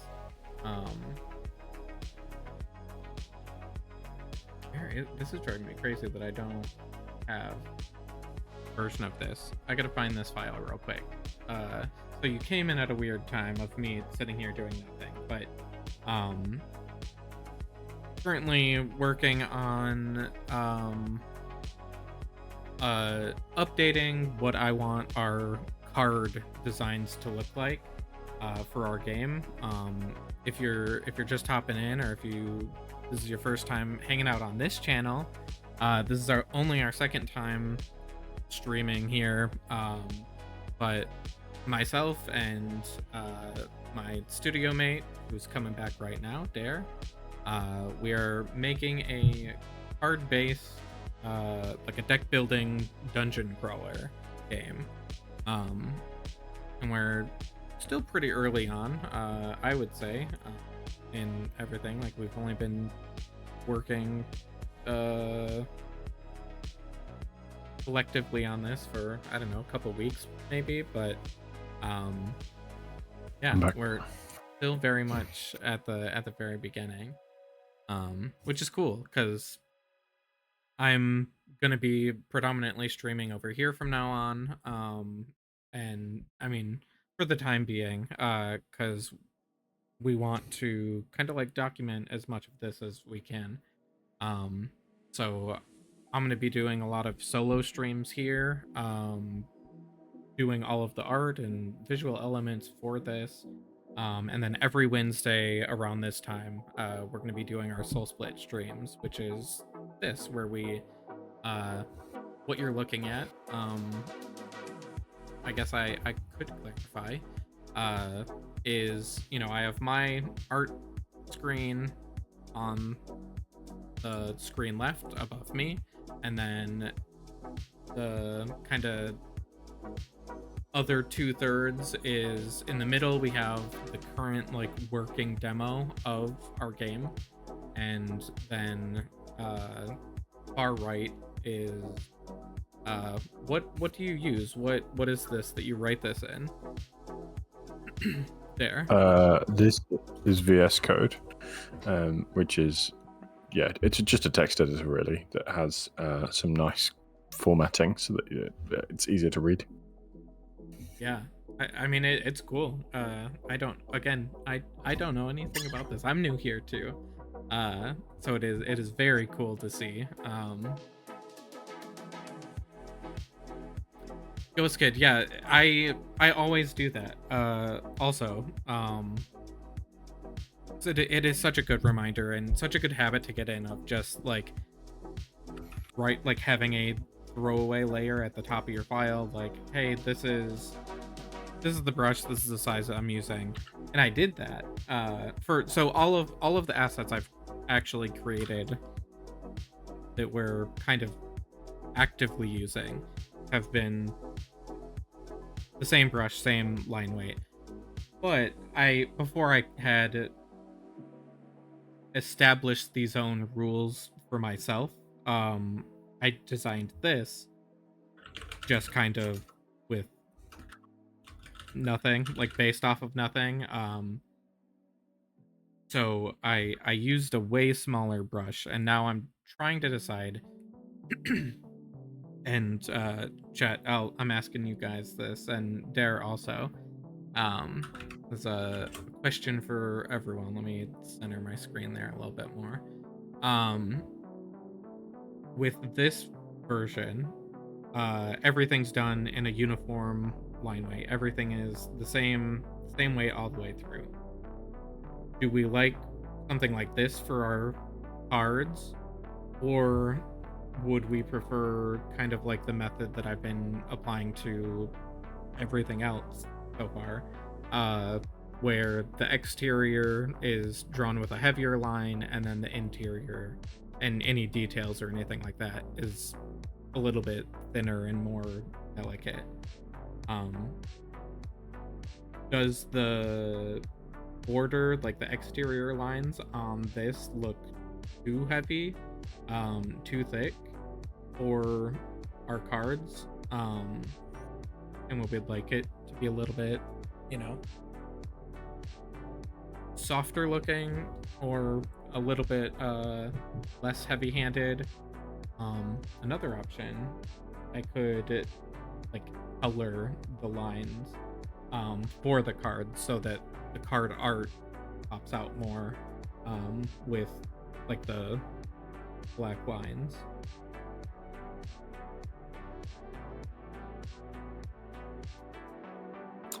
I like the original, Well, I do too. I agree. but I'm the untrained eye.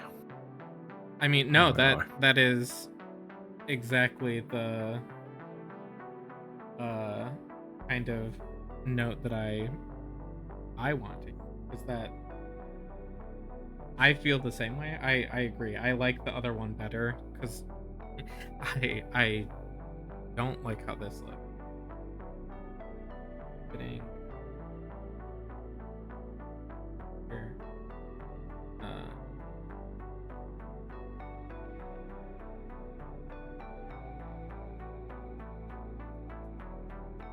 Actually, I'm gonna delete this layer.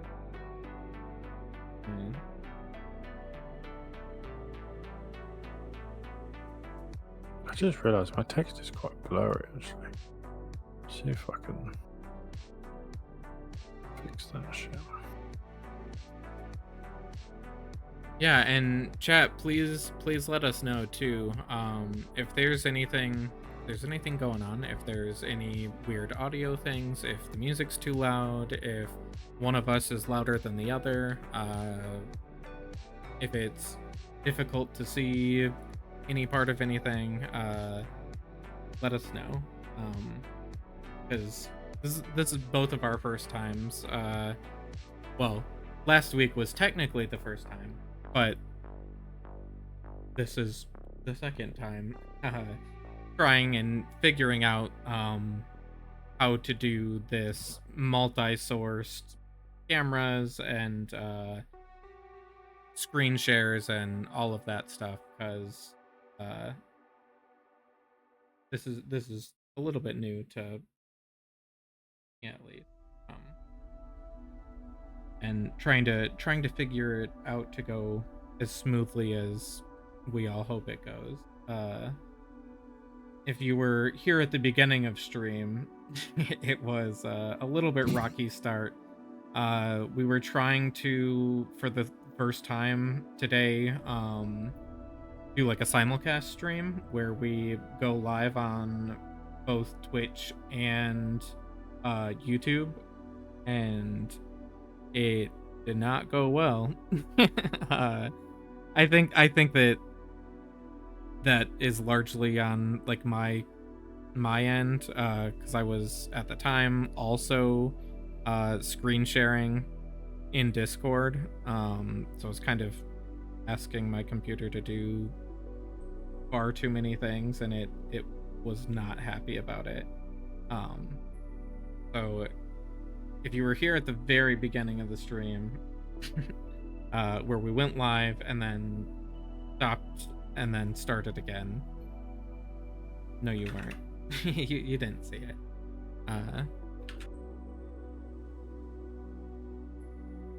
Audio is excellent, but the code in the middle screen is blurry. Okay.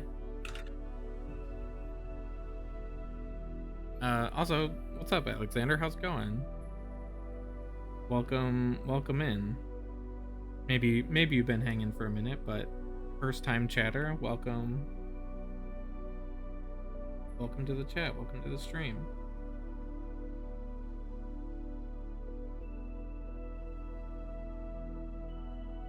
Yeah, I just noticed this actually, that my thing is blurry. I Don't know why. wonder if we can. Wonder how much more chaotic it would be if. So using that. Why can I never remember the name of it? Ninja. Using that thing, if we.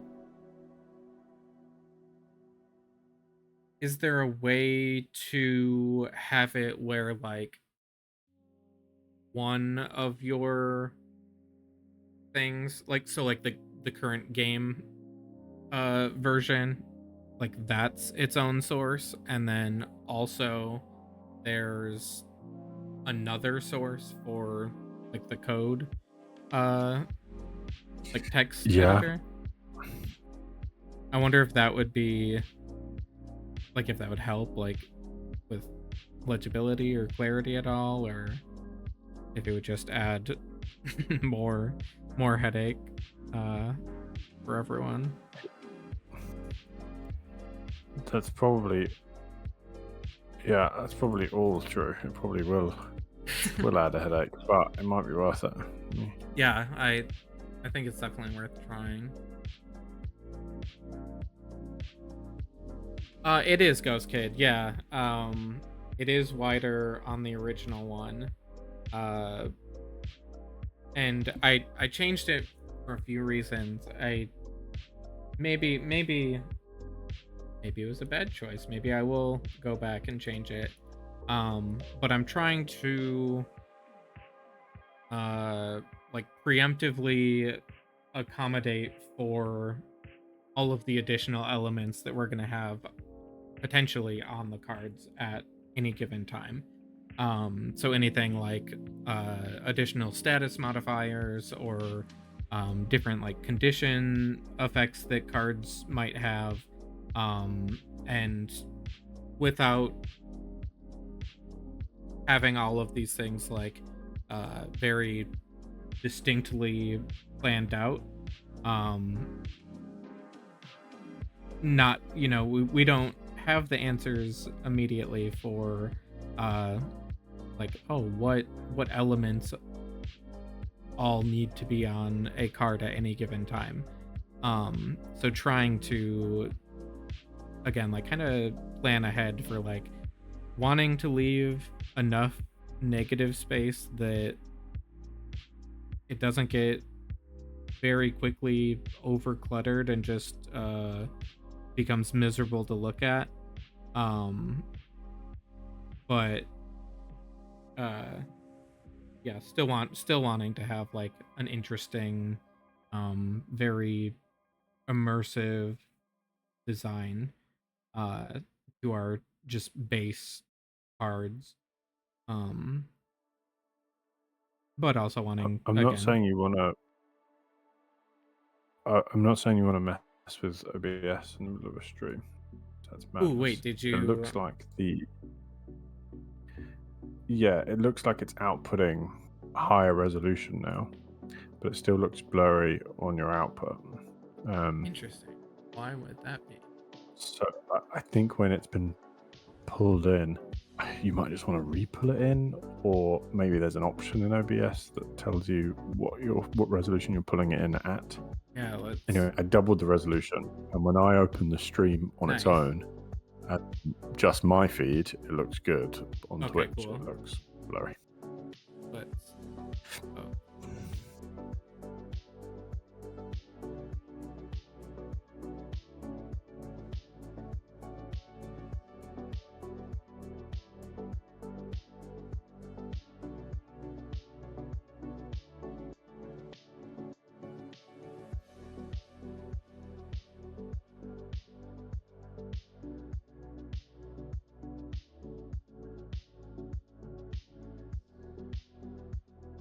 Let's see, did that make a difference? It's hard for me to tell.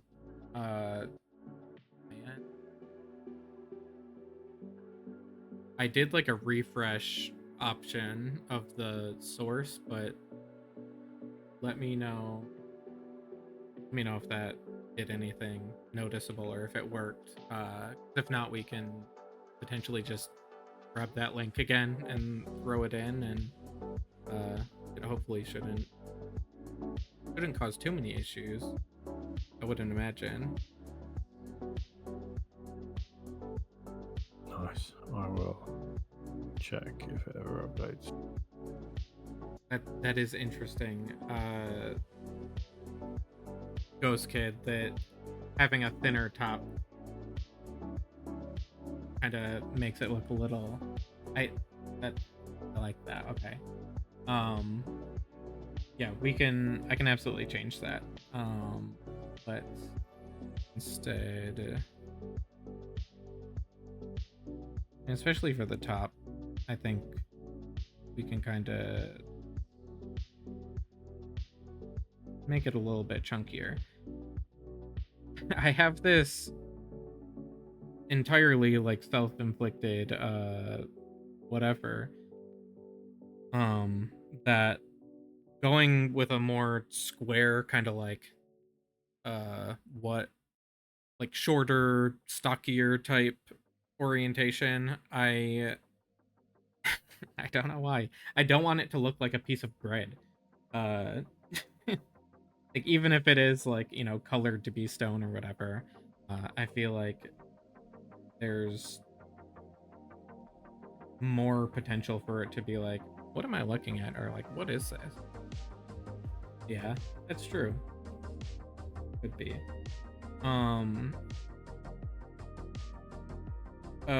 Question for everyone.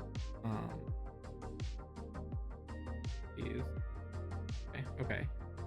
Do we want to still keep like having the skull kind of like ornamentation for the cards, or should we just get rid of it to have something more like universal or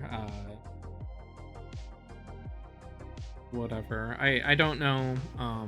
I guess like do you feel, Dare, that like having the little like skull kind of like embellishment at the top of the card, do you think that leans it towards like, oh, this is like, you know, something that we would only see in like the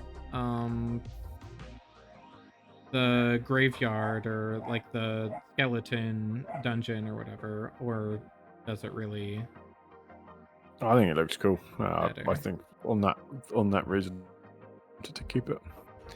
Cool. That works for me then, because I like it too. Ghost Kid likes it too, so let's add that. Or let's keep that in there.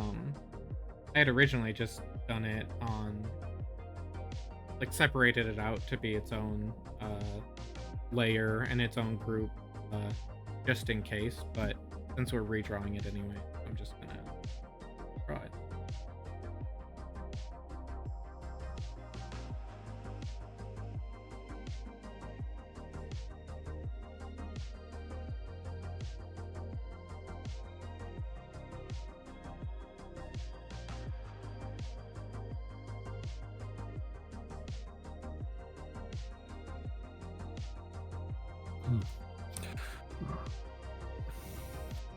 It doesn't look like it increased the quality of like It the didn't? resolution. Okay. No, but That's I don't so know. weird. I don't know if we're able to fix this like in the middle of it, but we should test again elsewhere. I mean, hey, when else are we gonna do it? Can you? I'll show you my. The reason I think it's on OBS end. Like, I'll just so that you can No, confirm that absolutely. I'm not insane. I believe you Show you. 100%. In Discord, can you drop that link again to just that individual source Yeah, or whatever?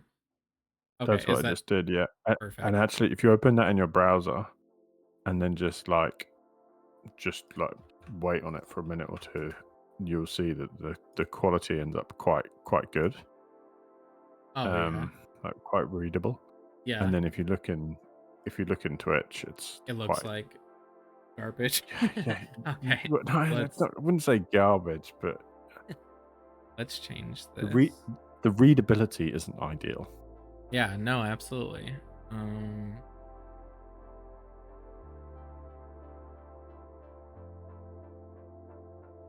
don't know why though, because that doesn't change anything about it. What, like when I re-entered the link? Yeah. But this is absolutely worth taking the time now to solve. I wonder if, like, okay, let's just get crazy for a minute. Is it just because, well, no, because even scaling it up, like, it still looks super blurry. Why? Why is that happening? Would you add it as a source? So you have to add it as a like a web source, I think it's called. Let me see. Oh, just as a browser source. And then it gives you some options within that. Like, okay, do you want to share a local file? Which obviously no. So then you enter the URL. You got to set the width and height higher. Okay. What should it be? I can tell. Oh, this is going to fix it, which gets me very excited. Find it. Where's my flipping thing? Here we go. You want to set it to the width is 1920 and the height is 1080. Okay. And then you're going to have to resize it in your. Yeah. That's okay. Maybe. Whoa. Is that normal? Because I mean, is that, yeah, I think that looks better. Hold on.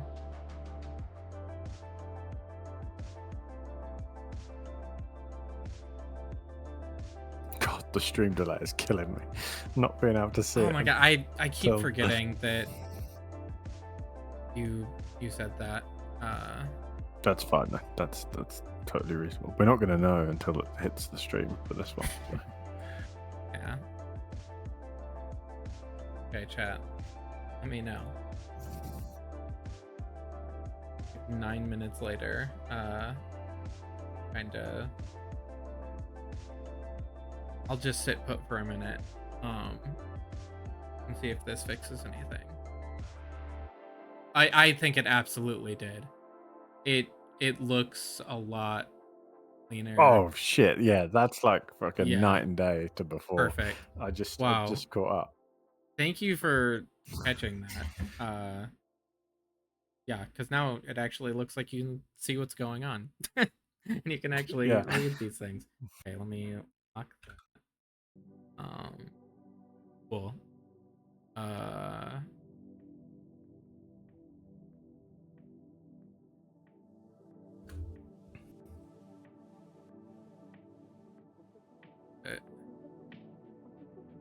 It's so much better. Yeah, yeah, it definitely is.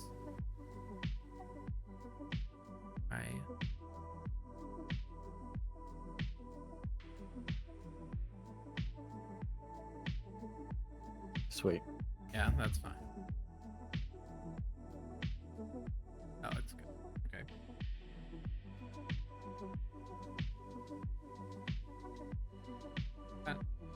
Definitely better. Awesome. Maybe we just let chat solve. That's what we like to hear. Hey, in my defense, in my own defense, we're trying to figure this out. Trying to figure out, because we tried originally.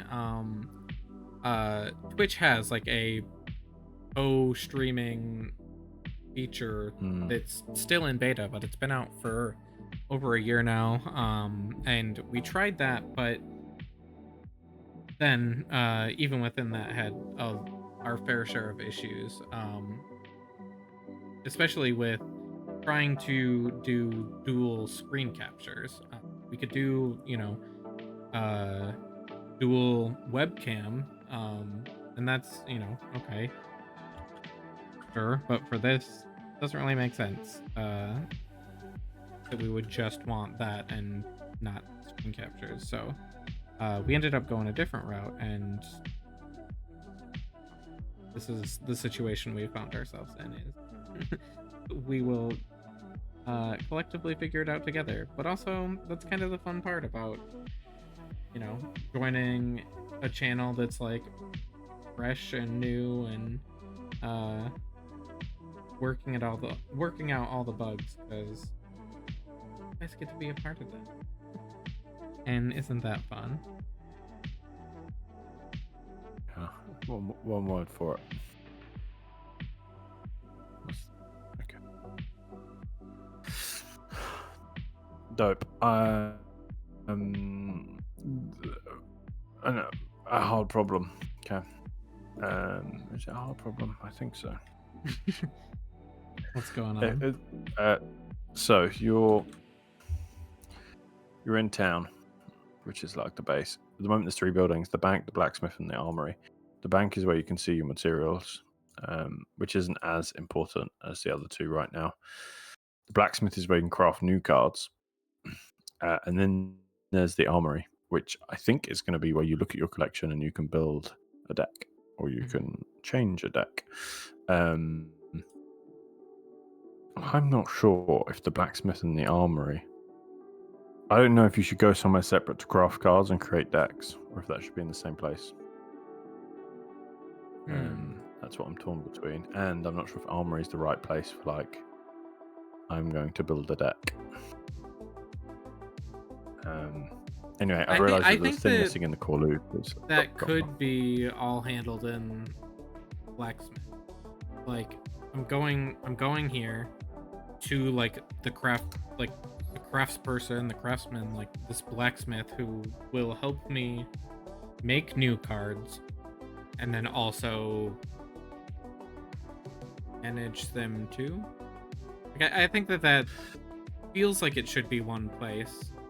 I think, like, okay, we could make an argument for like the immersion of like, oh well, maybe that would be 2 different buildings in town that you would like handle that business. But I think for playability, mechanics wise, like I don't know that. I think that has a possibility to very quickly get like frustrating or like tedious. Like, why would I craft cards in one place and then go somewhere else just to do like deck management or like whatever? I don't know. I think one place, but then we can just make like a different location for something else if we wanted to.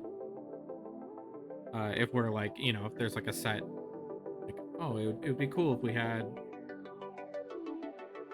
5 buildings or, whatever that might be. But yeah. Yeah. Because I'm trying to think, like... Well, no, I think we'll have more buildings. If anything, we're going to be like, oh, there's too many buildings. Yeah. By the time we get to something playable. I do genuinely believe that. But Me too.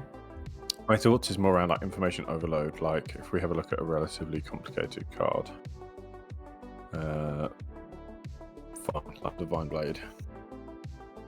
You've got... it's going to tell you what it's doing. It's going to describe it to you. You're going to look at it. We're also going to have to show, if this is all the screens combined, you'd have to show the ingredients, which of them you have, which of them you don't get. You'd need a way to see how to acquire those ingredients. You'd need a button to craft it and a button to add it to your deck. That's just for one card. Right.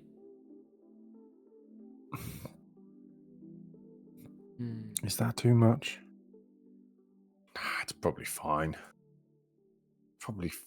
Plus, I love this view, so it means I get to do more. It is very cool, and this screen specifically. Can you take a screenshot of this for me, just from your end of just that card screen? Because that's absolutely something I can do, is make like little uh description boxes and all that kind of stuff to make that screen feel more uh further along than it might be or whatever. At least it'll look good. uh Not that it doesn't look good now. It looks great. I do like that, having the card and then having like the different little um Different call outs of what it does yeah, and stuff. exactly. Yeah, That's I do too. Okay, a cool. cool way to handle that a lot. Okay, I'll keep working on this.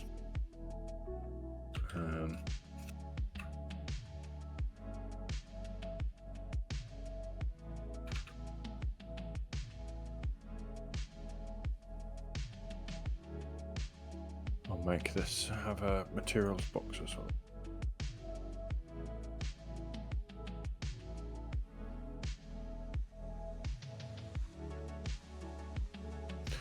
There's a secondary problem actually, just when you think it's simple, which is that if I can showcase this actually quite well. If I'm at the blacksmith, I only see these 7 cards because these are the only 7 cards I can actually craft right now. So the rest are like grayed out, and if I click on one of them, like the, I don't know why I did that. That's not a good sign. So that's another problem. A different problem. Well, those those are easy. But what I was going to say was, they're grayed out if you can't craft them because you don't have the resources you need. But when you're on that deck building view, you don't want to see the ones you can craft. You want to see the ones that you own. Right. Yeah, so if I click on a different one, please don't crash out again. Oh, there we go. Brilliant. Yeah, so here, you can see this one's crashed, grayed out. I click on the shield amulet. I need 1 goblin coin. I need 1 goblin bow. I have a goblin bow. It's 1 of 1, and it's shown. I can't click craft. It's not showing goblin coin. That all makes sense from a crafting point of view. But if you had the same view for building a deck, you might already have a shield amulet. For this screen, it's not super relevant. Yeah, that makes sense. Yeah, oh, absolutely. I mean, is there a way to just filter that? A way to filter it to where it's like, okay, well, now within this, I understand. So are you saying that that's one reason why that should be 2 different places of crafting? Yeah, that makes sense. That is like the perfect justification or whatever. That absolutely, now putting it into like that perspective or whatever, that should 100% be 2 different places. Okay. Of like deck management and then crafting, because exactly that reason there. You don't want to see like, oh man, I could build this really cool deck, but I don't have those cards. So it kind of defeats the purpose, and also it, like, looks cluttered or whatever. Like, it just adds stuff to it for no real reason. Whereas if that is like separated out like that, that immediately solves that problem. I think I lost you in the middle there because of Discord, but oh yeah, is it my connection? Oh wait, there we go. Can you hear me now? Yeah, I can hear. And the stream carried on while I couldn't hear you. So yeah, that's like, why I think Discord just kind of did something.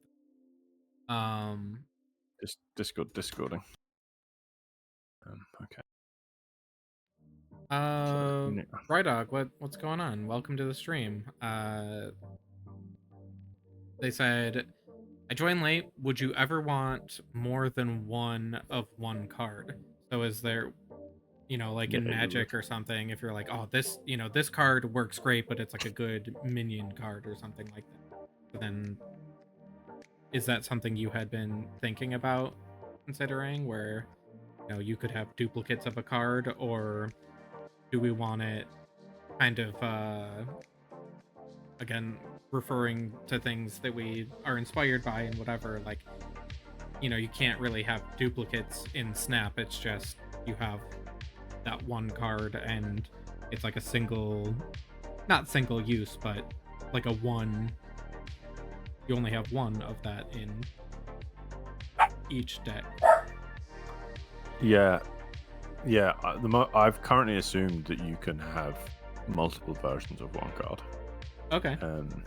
but it's not really reflected very well. You can actually see in a fight here, you can see that I have a total of 27 cards. Oh yeah, here you go. Look, there you go. Arcane Tome. So yeah, the blacksmith would need a counter. Yeah, exactly. Yeah. That's very true. Blacksmith would need a counter, and the armorer would need a counter as well. You're already going to want to know in the blacksmith whether you own it. Right.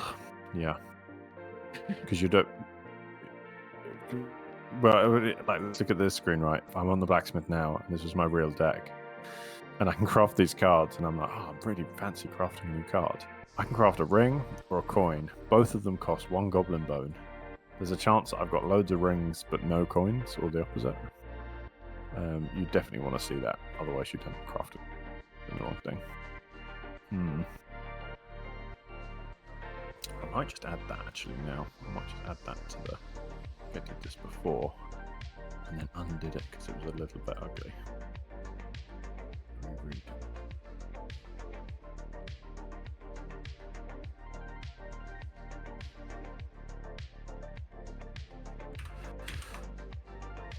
Whoa. And 0 healing. So I don't need it. I'm not doing anything for me.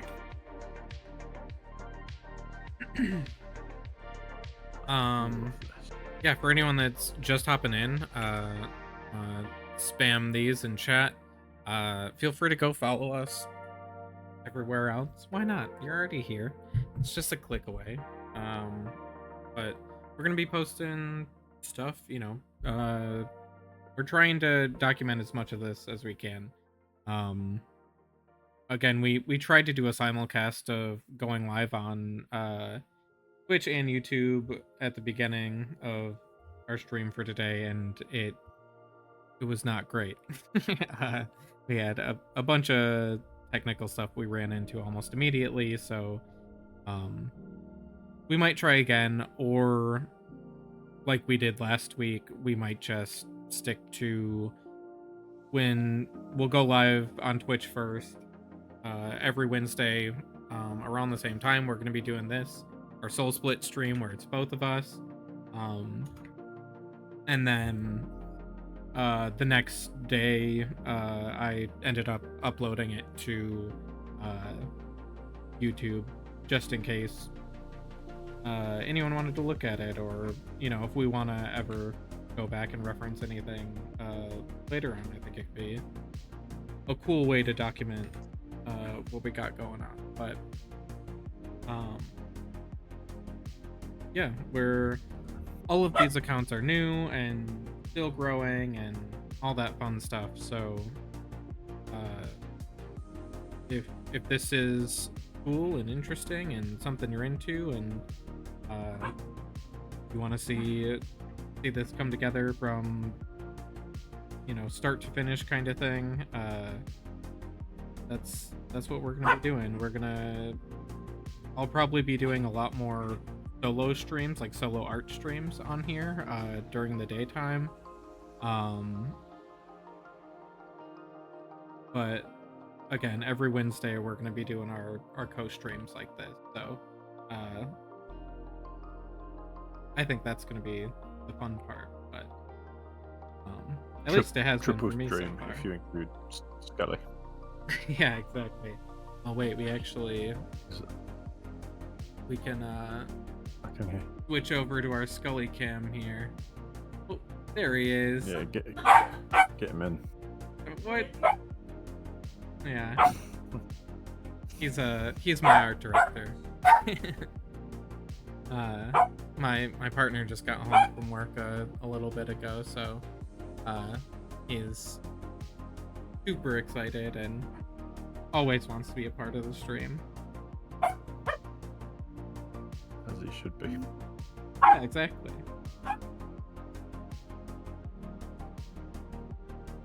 Alright, I'm gonna drop description and just do an owned count. I'm gonna draw this at least 90 more times before I decide I'm okay looking at it.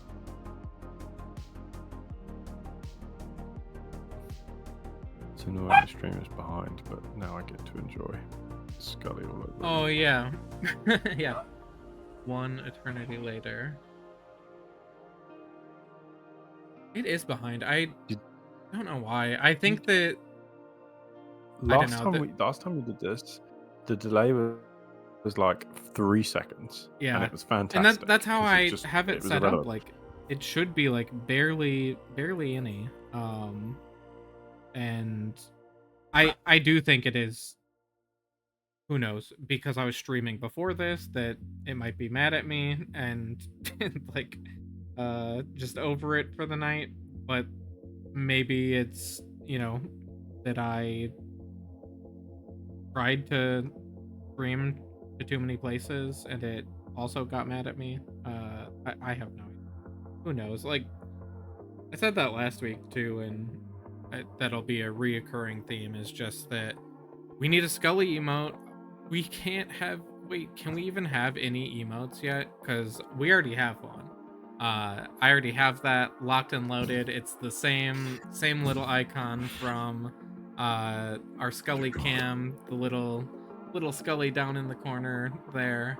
But yeah, I think we have, I could be wrong about this. I think we have to wait until we yeah, close enough for the time being. I think we have to wait till we hit affiliate again before we can actually have like custom emotes, which, hey, the only way we can get there is by doing what we're doing. We have to stream X amount of hours, and we have to hit 50 followers and stream for like a minimum of 7 different days over a month. So that stuff's easy, but the followers are usually, at least for a new channel, the slowest grind. When I did it for my other channel last year, it wasn't terrible. Like I think we did it in like a couple months or so, but yeah, if you guys, again, if you like what we're doing here and you want to support what we do, sharing any of our social media, primarily our Twitch anytime we go live, and just talking about it, word of mouth is huge, and that's pretty much like the fastest way to spread. But yeah, we'll get there. I'm not actively, well, I say that, I was gonna say I'm not like actively stressing about it, but then like as soon as I end the stream, I'll be stressing about it in my off time and in my personal life. I just did it. Like I already went through it once. It sucks to be back. But you enjoyed it so much. Oh, I enjoyed it so much. I mean, it's not bad, but my imposter syndrome tells me constantly that, like, oh man, like, it's crazy. So one of my friends, another animation guy, he started streaming almost like to the day. Like we were, I don't remember how close it was exactly, but like very, very close, like a few days off of like, oh, hey, I'm gonna give this a shot and like start streaming on Twitch. Like started like very close to one another. And then I, was doing it like pretty consistently, like, and felt good about it.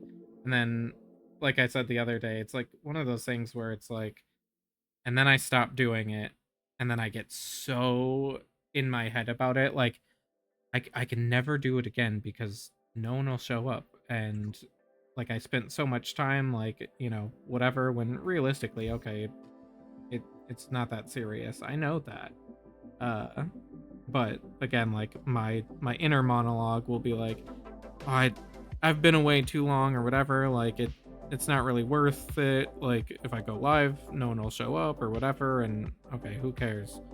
But I when I ended my stream earlier, I raided out into his channel because he had been live for a while, and he said that today they just hit 700 followers, which is cool because again, like we had started like a few days apart from each other and like kind of kept like hyping each other up and helping each other with like a ton of early streaming issues when we first started, and we're growing together for a minute there, and it was a lot of fun. So it's cool to see how his channel and all that stuff has grown, because it's super exciting. And like what a huge difference like a year can make with just doing something consistently.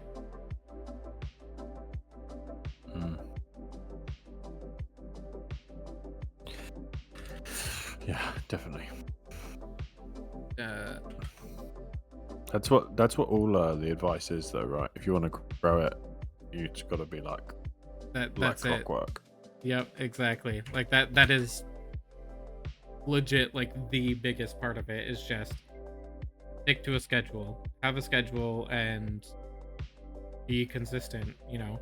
Go live roughly the same times every time that you plan on doing it. Like, set whatever schedule you want for yourself. Like, oh, if I know I'm gonna do it every day or every Monday, Wednesday, and Friday, like whatever it is, just be consistent with it. And that is like the biggest thing, especially like when first growing and trying to like get more attention or whatever. Is just be as consistent as you can with it.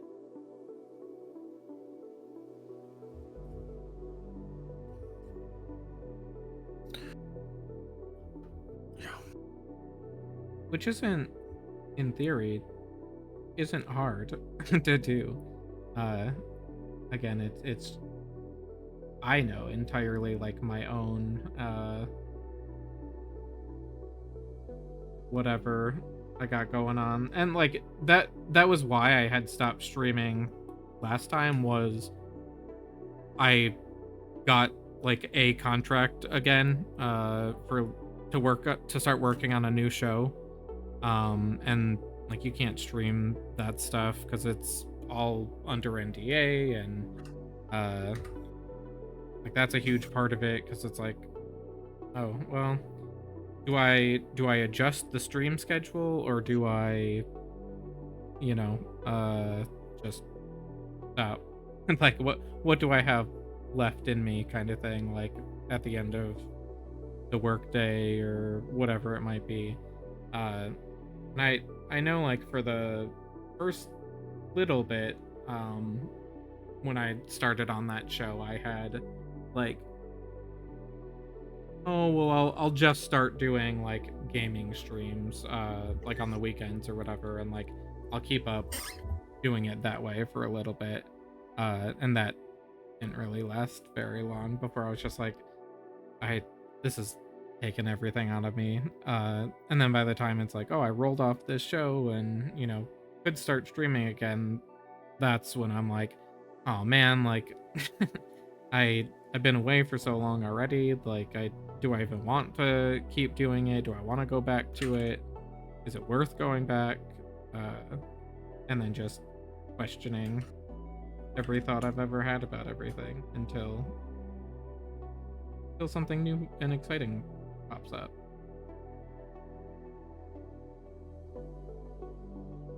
You think you mentioned about doing like a gaming stream to like keep it up. Do you think it translates like one for one? Like, did you find the same people were interested in watching you play games as watching you do your yes, definitely like the same people would show up, but I feel like in my own like experience, it was way more likely that like I would go live with I'm doing like a game stream, or maybe me and some friends are playing Fortnite or whatever, and like, okay, I'll go live and stream whatever we're doing. And it wasn't always Fortnite. Like, I did a lot of I was playing a lot of Hi-Fi Rush when it first came out, and streamed a good chunk of that because that was a super cool game.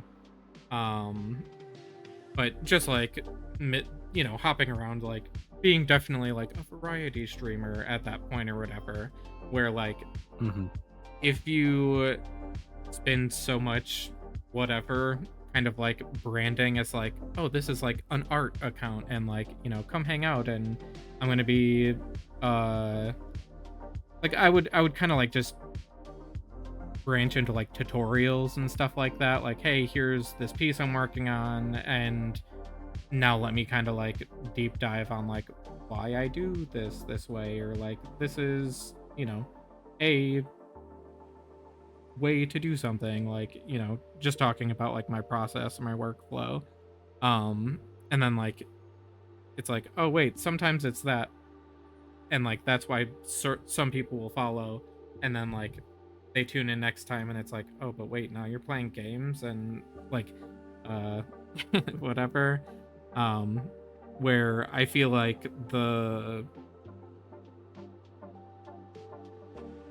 it hands down, like anytime I was doing like a game stream, like people might like pop in and then would like pop out like pretty shortly after.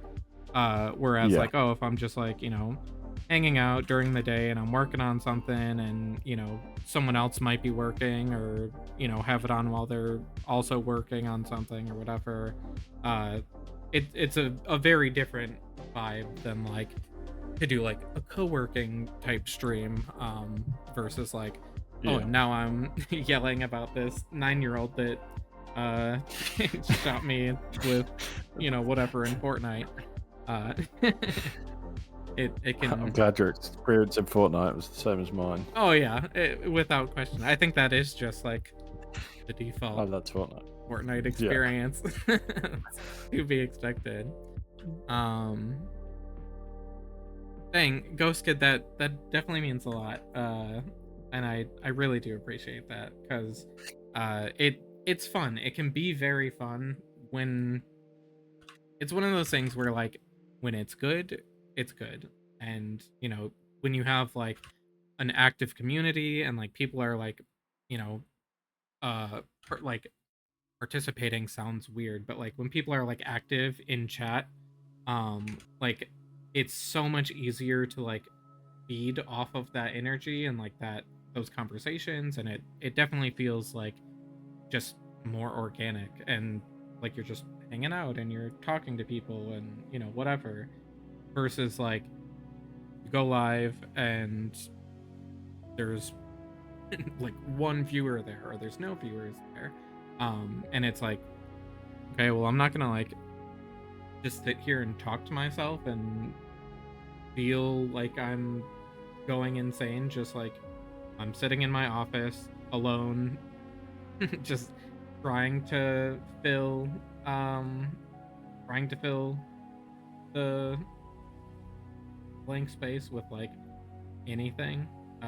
It can be very awkward, and just like feels so unnatural and like forced, uh in a lot of ways, to where it just, I don't know.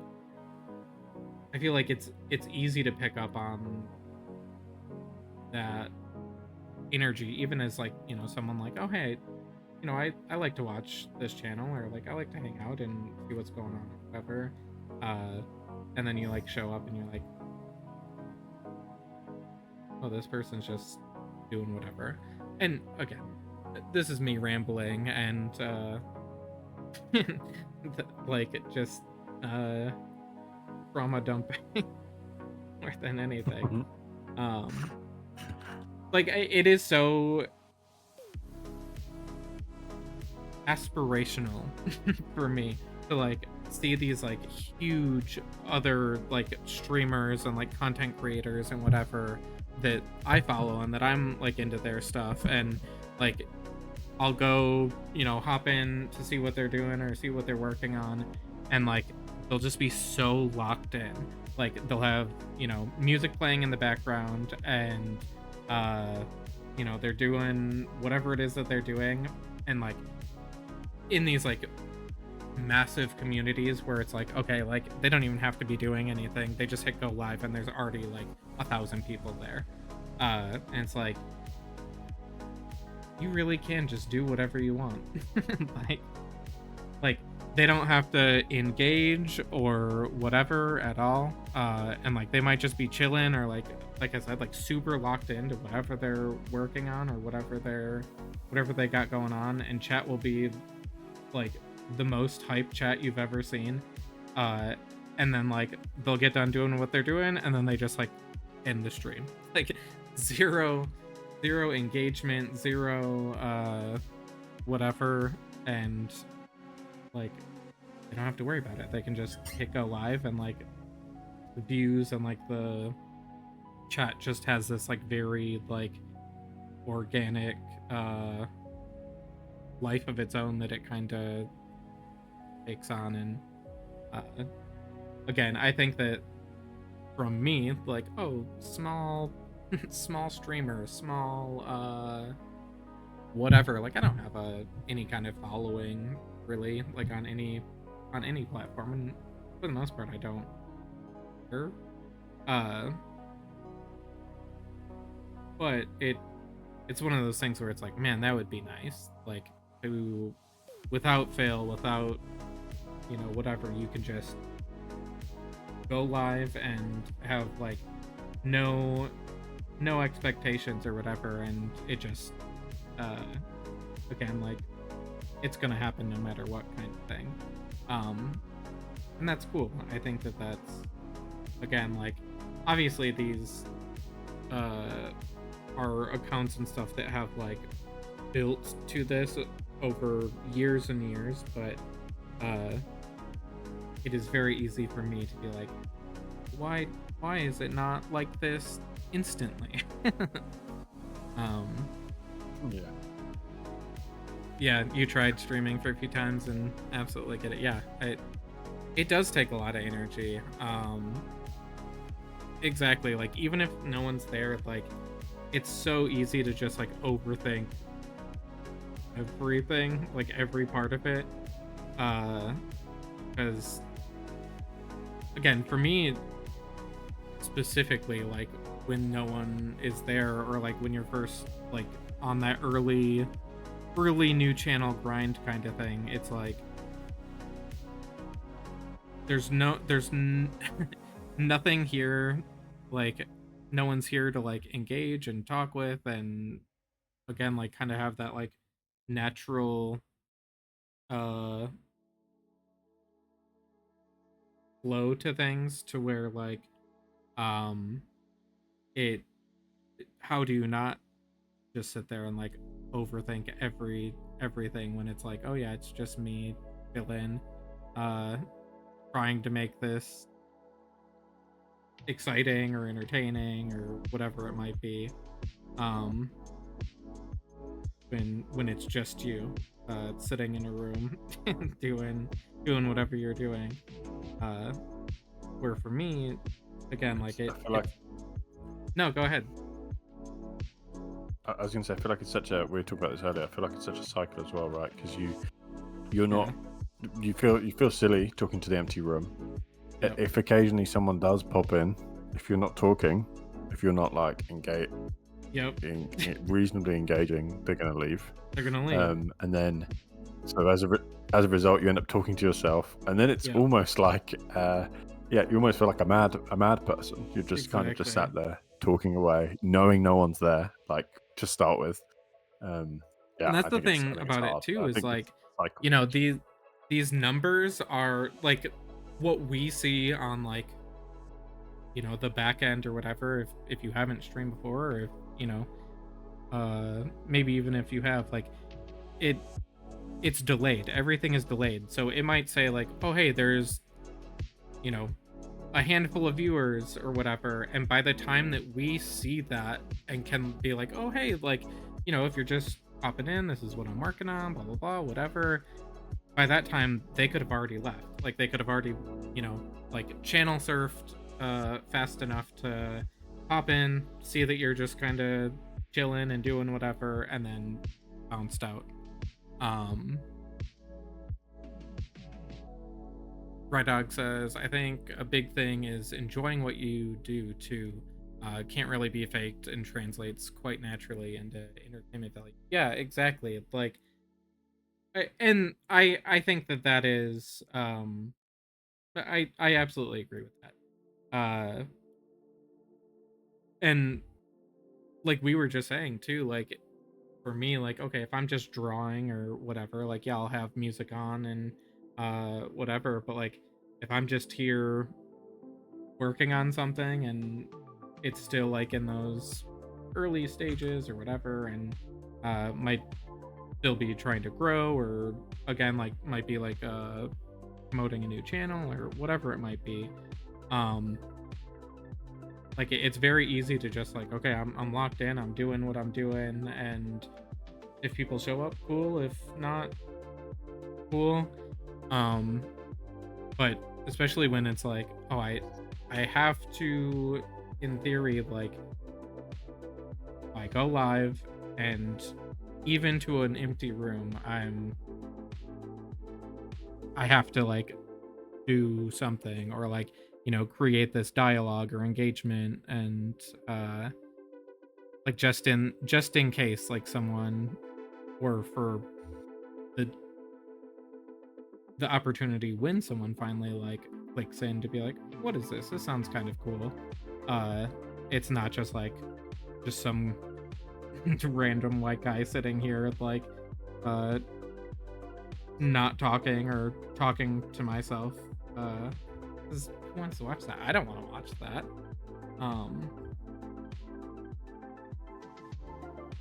But also I think that, I don't know, it is like this very interesting thing of like, I don't know, like I wasn't around enough in, this is gonna sound incredibly weird, stick with me, like I didn't have internet like growing up, so I wasn't really like super online in like early days of like streaming or like content creators or whatever you would call it. um so I think it would be interesting to like go back, like especially now with like all of this, with how far all of this has just come over like the past decade, of like when these big time streamers or whatever first started out, like what did that look like? And I think that it's kind of this like double-edged thing where you, more times than not, most likely have like already established a following of some kind, whether that's like you're a YouTube like video creator, or you know, you're an active presence in like whatever other online communities, whether it's Twitter or, you know, Instagram, whatever, you're kind of like just transferring this over in one way or another. But I think it would be interesting to like go back and look at some of these like huge channels or whatever to see like what was it like at the beginning. Because like, you know, it's hard to be or like, you know, when you think of these like influencers or like internet personalities or whatever, where it's like, oh, I go there because it's funny and you know, it's genuinely entertaining to watch and be a part of this. But obviously, like, it's easy to do that when you have like a large amount of people there, I think, versus like starting with only a handful of people. Because again, like for me, I very much feed off of like other people's energies and like the energy in the room, for as silly as that may sound, of like yeah, it's easier to make jokes and riff off of things kind of like organically in those situations, as opposed to like, oh, I'm making jokes to myself about whatever I'm drawing. Like that seems like so unnatural and just weird. I don't know. This is me just, again, stream of like thought while I'm drawing this, but I think it's interesting. Interesting to think about, if nothing else.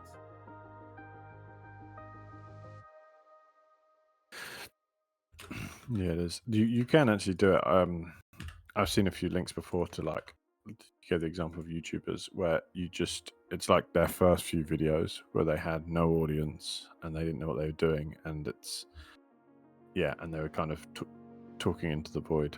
It's interesting for me to see what stays the same and what completely changes in that. Yeah. Like in between what they do now and what they used to do.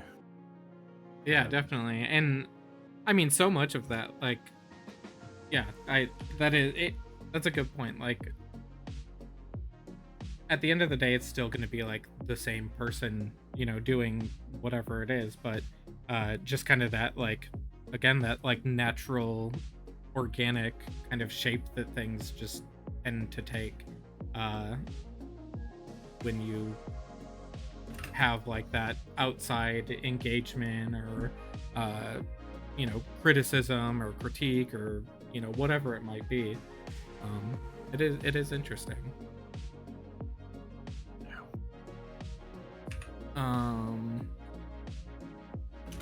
I read some study on isolation where the people who talked to themselves stayed way mentally healthier than the people who didn't. So it's healthy. I mean, that's a good point. I think that there is like, you know, something to like just that in general, like, you know, if it's like that sounds weird. If it is like, oh, someone who lives alone or whatever, like, yeah, obviously I think that helps or can go a long way with like cognitive health, I guess, of just like maintaining that almost like level of like humanness or like human interaction or whatever, even if you find yourself in a place where, you know, you might not have that, but that is interesting.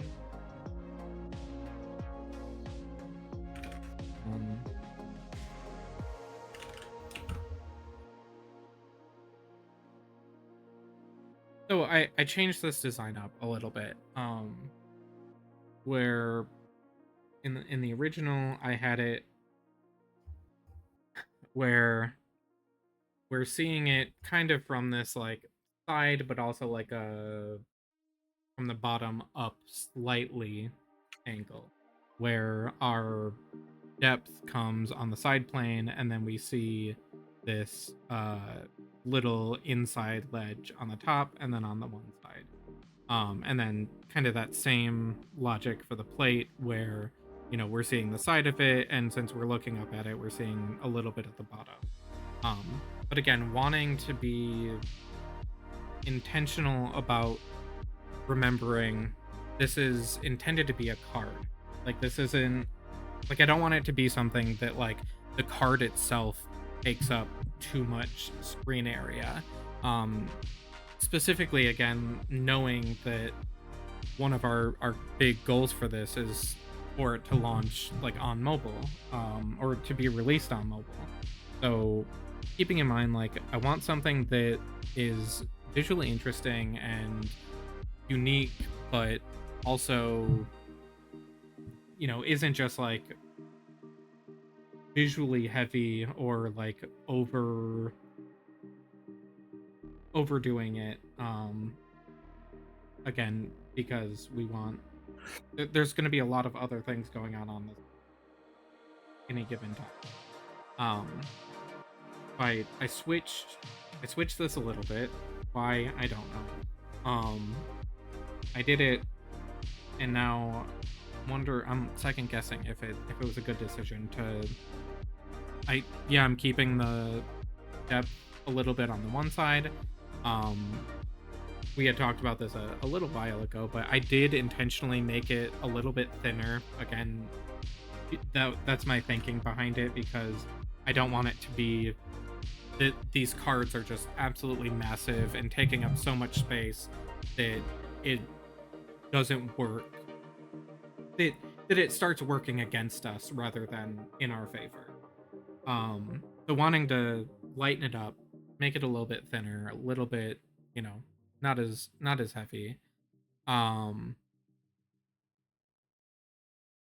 So trying to do that. And I don't know if I like this shadow at the bottom. I think I liked it better at the top. Does it matter? I don't really know. But I think I liked it better the other way. And I'm running into this now because I'm trying to do the highlight. So if I color this in the same logic of how I was rendering, how I had rendered the other one, with that theory in mind, our highlight would go here along this top ledge of this kind of like bulkier part of the tombstone, and then it would come down along this side here, kind of offsetting and countering the shadow that we have. But if I do that, do I want this shadow on this bottom side of this and the top of the tombstone altogether? Like, that feels jarring, or like there's some kind of disconnect. Whereas in this one, it was balanced better. So having the shadow on the top and then on this right side, then I could mirror that with this highlight, and then counter this for the central location with this kind of framing of the shadow going around on this top and then the right side of the card, and then having the highlight be the opposite, kind of mirroring. So all of that rambling to say I'm changing this, because it's not working. I did it right the first time, and then I second guessed myself when I redrew this a few minutes ago and changed it to switch it up to make it a little bit, at the time, what I thought was going to be a better end result. But I'm, now that I'm coloring it, finding that don't like it, and I wanna go back and do it the way that I had done it previously, because it worked a lot better.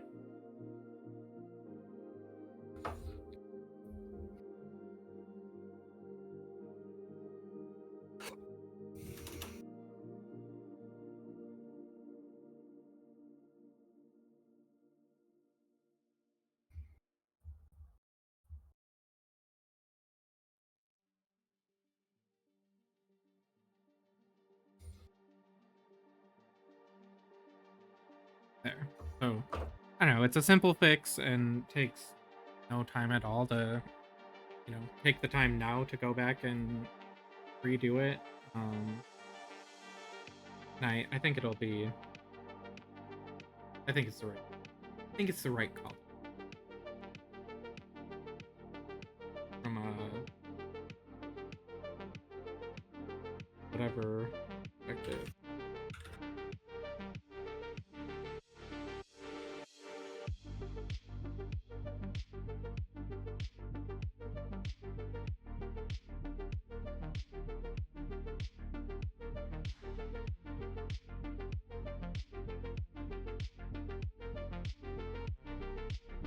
Okay, next. Have to do this. This. Do the same. Or else we're gonna get some weird stuff.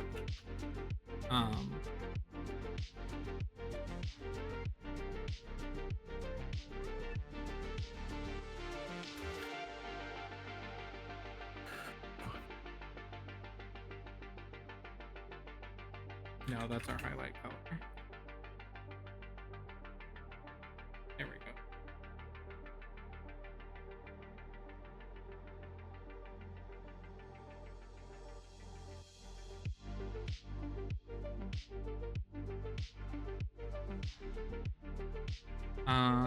Nice. Thank you, Ghost Kid. Yeah, again, it's something that's like, maybe it's one of those things that only I would notice, or like only I would,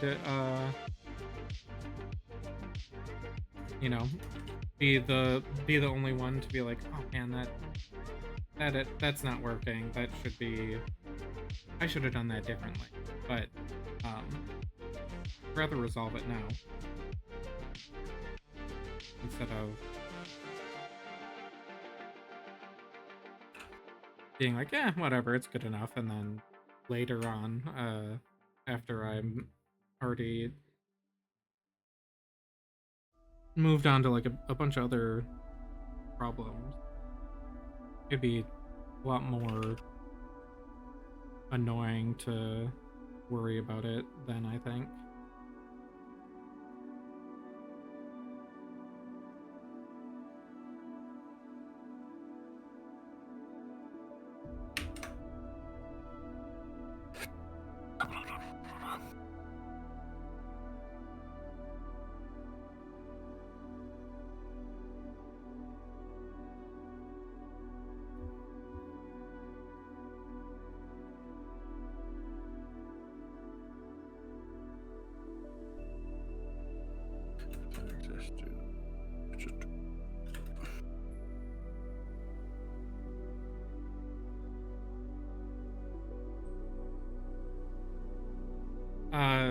Let me know when you gotta take off there, because I know it's getting late on your end, and I don't wanna. Oh, it is. I want you to know there's there's never gonna be pressure for me, because you got stuff going on outside of this. So I don't want you like overdoing it or staying up too late or anything like that. Yeah, it's probably not a bad shout to set a timer. Don't get absorbed. What's the time? Yeah, I know for myself at least, like I'll like get started on something or be working on something and then just lose absolutely every sense of time that I've ever had, and I'll just get like so focused on whatever it is that I'm doing, and then be like, oh shit, I was supposed to do something other than this or whatever. I was supposed to go to bed. I was supposed to eat. Whatever it might be. What I'll do is I'll do a build of what I've got now. I'll send it over to you. And then maybe we can play, in big, heavy quotes. We can both play it and see what's clearly not fucking working.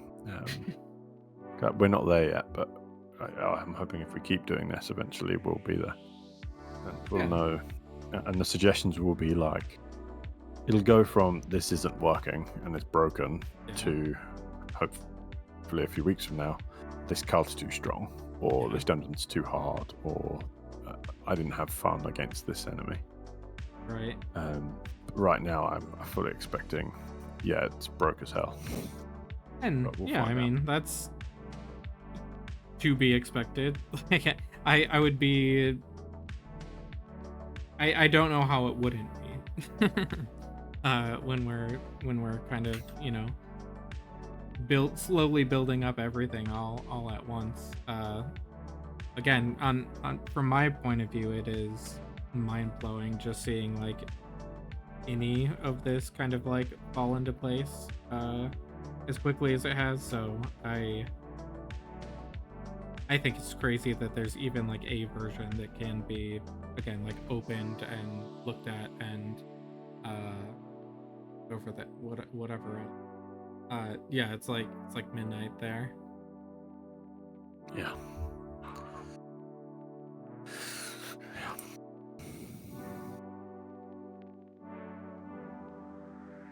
Yeah, I am pleased with where it is. I just, like I said, nervous that it's not in a place yet where I'm like, this works. It's a game.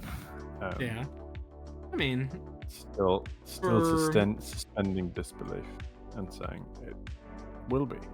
For what is the? Why nervous? Is what I'm. Well, you got to. Why nervous, bro? This was what I wrote down earlier. So, the core loop of the game. You fight an enemy. You receive some loot. You craft some cards using that loot, and then you upgrade your deck, and then you go round again. Okay. When you can do that, and like, not arbitrarily do that, but you're doing that and you're playing the game. Your like deck's getting better and better. You're fighting harder and harder enemies. That's when it's a game, and that will be super clear. Maybe not to us, but it'll be super clear to people we put it in front of, whether it's fun or not, whether it has potential or not. We should be able to see it too, to a degree. Right now, there's too much like, and if I pretend that this works, and if I, a lot of imagination's involved, which I don't love. Okay, I get that. Okay, cool. This works. Send you this build. Oh, this is entirely a like off-stream question, but just throwing it out there as so you can help me remember. When I tried to drop something on through the GitHub thing the other day, and it gave me some weird like error message. I don't remember what it said. Okay. Something about like, it doesn't have like the correct permissions, or I don't know. That's not what it was, but it was something like along those lines. So I instead just started making new folders and dropping things on the G drive. It's nothing that I hadn't sent over Discord anyways, so it's all stuff that I know that you have, but it was just something that I was like, I don't know what this means, and I meant to ask about it. Yeah, we should fix that. But yeah, you're right. We should probably fix it off stream. It's not Yeah, definitely not a issue to for watch. now.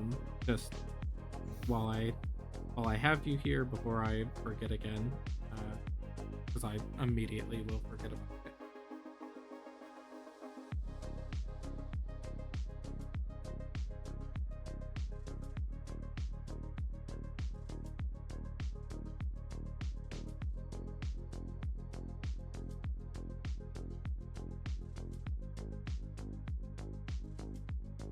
And it very well, chances are it's that I forgot how to do something within it, just because, uh, like most things, this is the first time that I'm using that.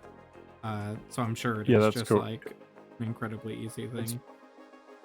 It's honestly probably a mixture of the two, because it's a tool that's very catered towards programmers, Mhm. to the point where more junior programmers will list it as a skill on their CV. Oh, really? So yeah, so I don't just think it's going to be your fault when you've done something silly. Well, that makes me feel Um, better. Because I was like, I don't know what this means. But then I like tried to resolve what I thought was wrong with it, and I still couldn't get it to work. And I was like, I'm just gonna leave this alone for now. Like I'll come back to this later. Yeah.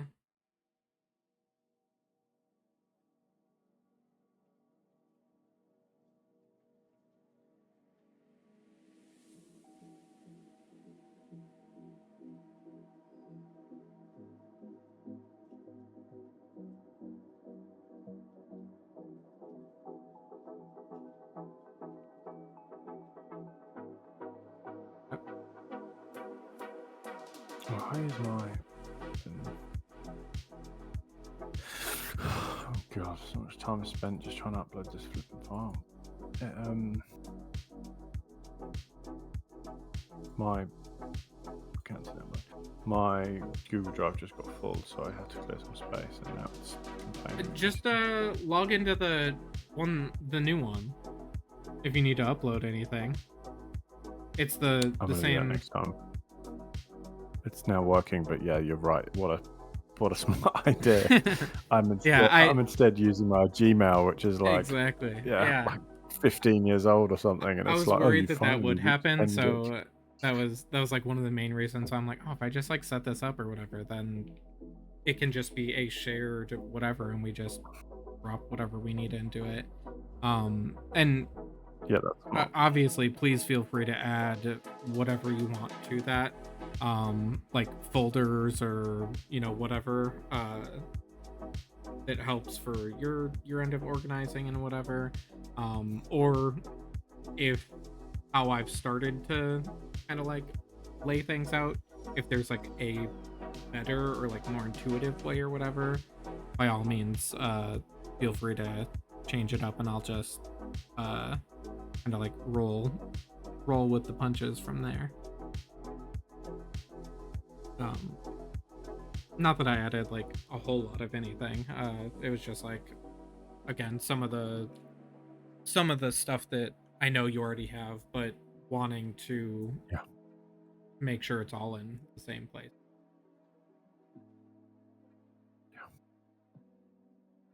Okay, right. So here's a link now. That's finally finished uploading. It's not even that big, but I like it. Okay, I'm gonna run it as well.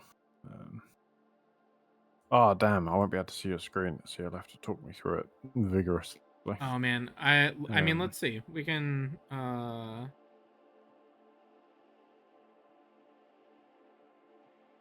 I'm sure it won't completely fall apart. I think enough time has passed that I should be able to do a screen share without everything completely falling apart. And if it does, then I'll stop. Yeah, if it does, so be it.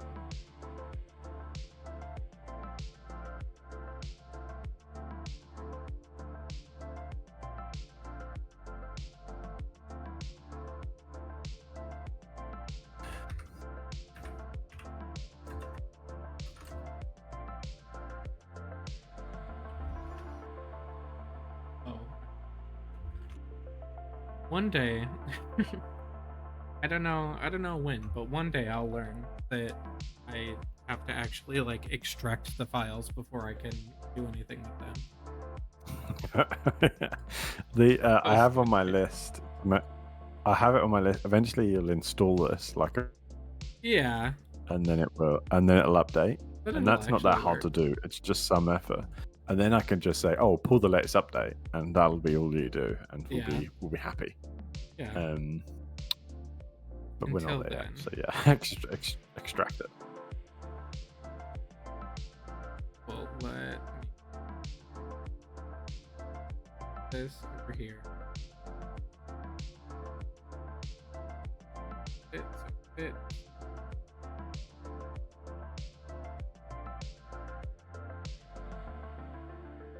Something like that. And then I will in Discord share the like application. Okay, we want to play. See what happens. If it does anything. That's great. That's a good. That's a good sign. And of course my screen share. That's and I'll that's again. There we go. So got this guy. Got this. The stream must have caught up because it's not that far behind for me anymore.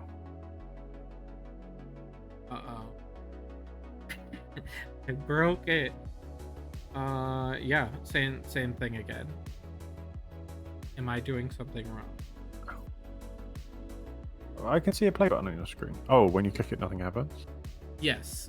Yeah, when I click it, it goes to just a black screen.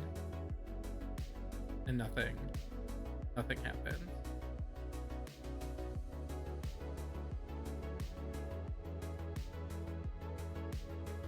There, instead of sharing the application, I'll share the actual screen so you can see. Yeah, let's try one more time. No, it's gonna have like bad data. Yeah. It's gonna be like it thinks you got a dodgy save file. Mm. 1 second.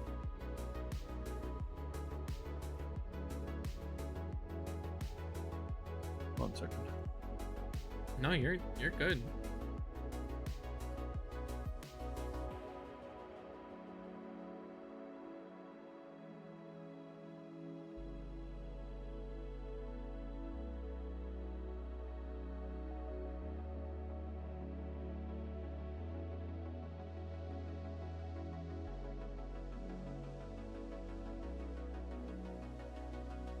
I'm gonna add like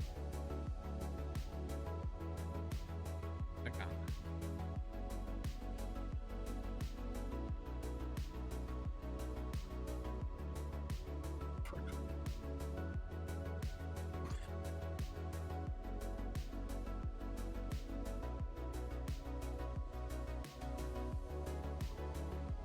I look super off center now that I'm zooming out and looking.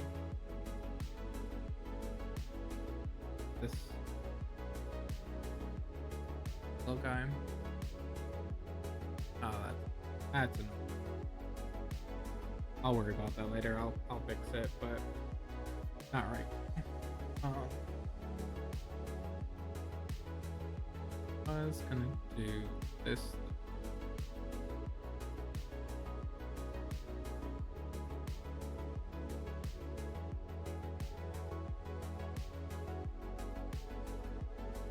Maybe instead of like the tick marks that we were doing, might do like an actual like texture overlay. Maybe similar to how I did on our paper asset, like our oh, I don't want that. That's not a picture.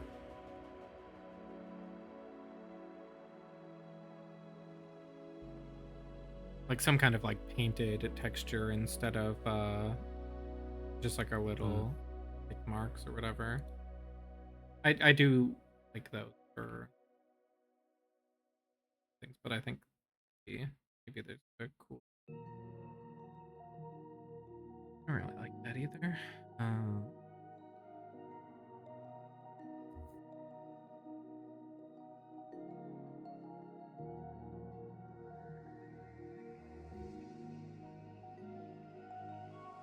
Another thing about this program I'm using is a lot of my like Photoshop brushes are not in here. I don't know. That's annoying. Um, On the game, you did it let you hit play, right? And that's when it goes to black screen. yeah, exactly. Yeah, I could hit play, but then it kind of just like went to nothing.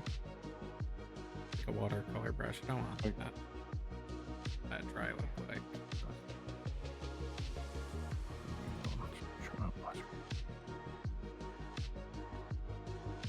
Could be fun, but Okay, yeah, I can fix it. So if you open it up on your screen, okay.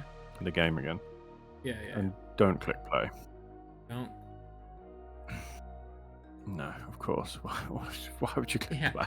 Don't actually. Okay. God. Let's take this over here. Right. Hold on. It's me.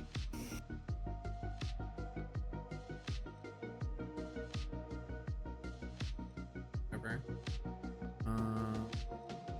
Sure.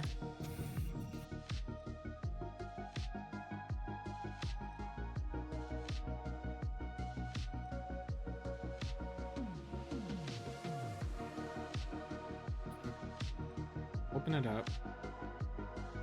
Mm-hmm.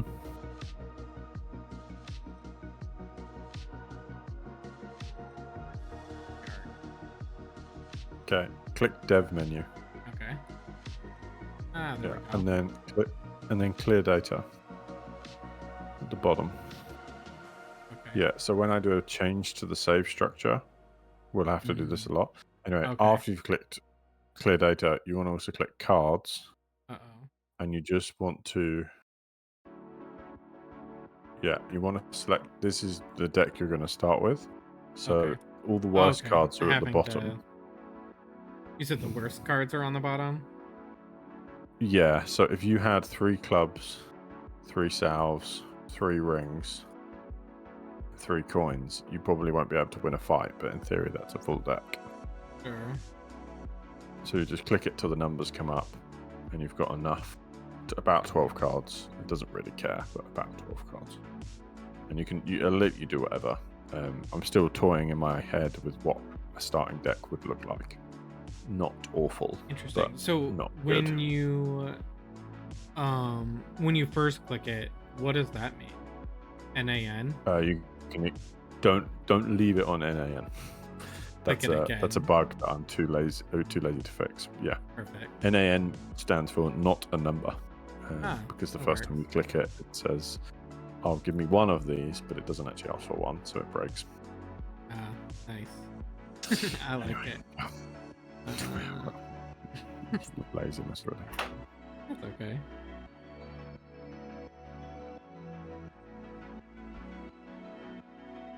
I have not been counting.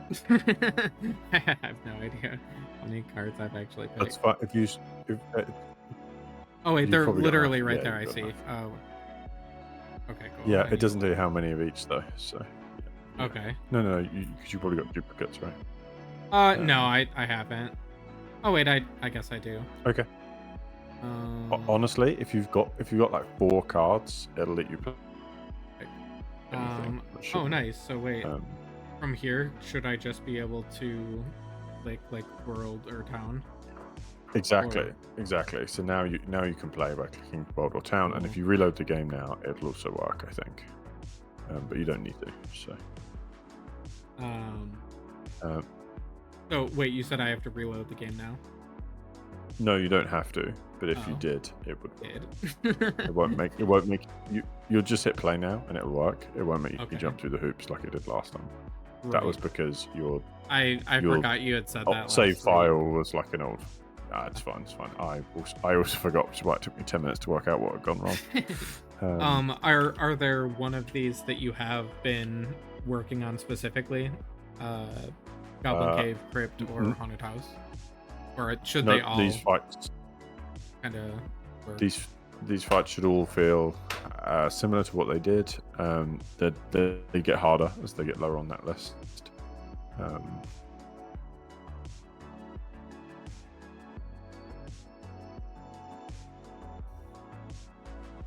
Dang it. Dagger and dagger. Okay.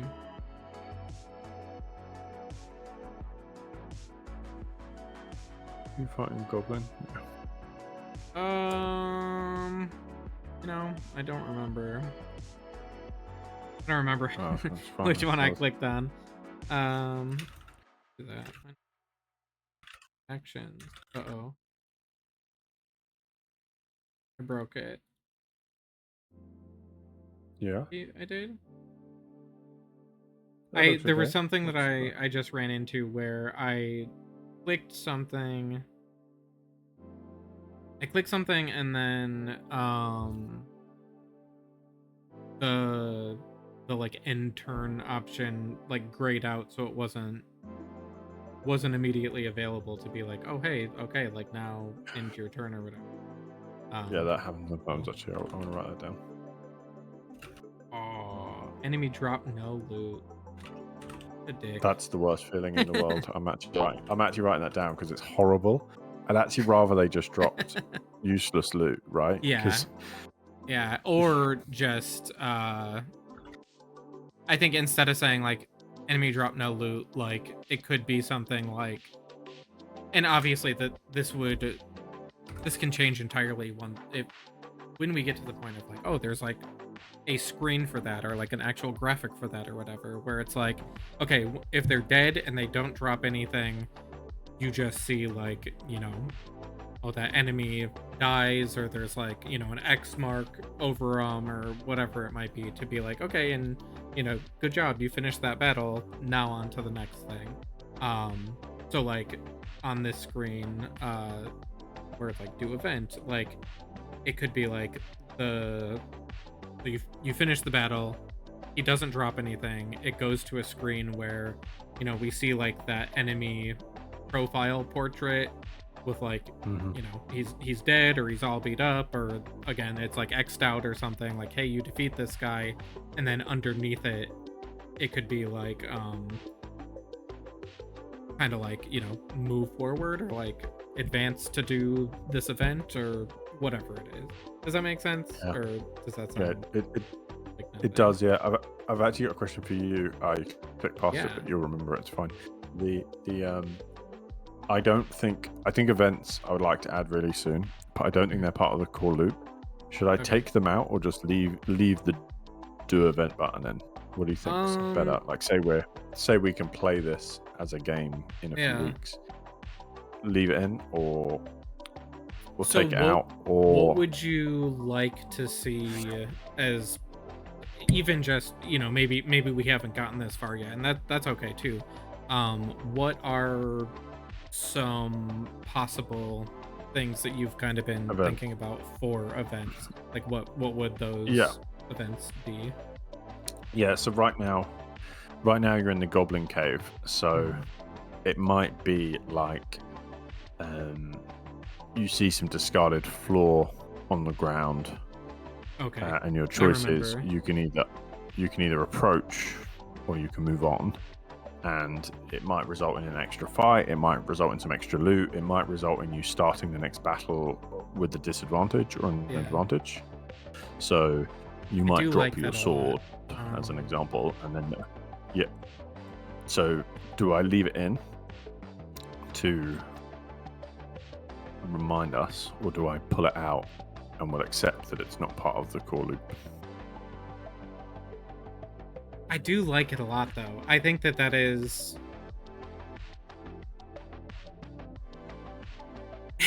You think it's it's close, interesting. it's close Like enough to the core loop that we leave it in? I think so. I think that if we lean into, okay, we want this to be like a dungeon crawler feel, that to me is going to be like what creates that feeling of, okay, I fought someone and now I'm faced with this choice. Do I go down this path? Do I go down that path? Then depending on your answer, or whichever option you choose in that moment, then like exactly like you said, that could either has the possibility of giving you some kind of buff, or like uh an extra healing potion that you might not have had a minute ago, or it could just, oh man, now it's like an extra battle that I really wish I didn't have to do, but okay, well, here we are anyways. uh I think that's fun. Okay, we're a big fan of them, so we don't want to do away with them unless we have to. I think I think so. that's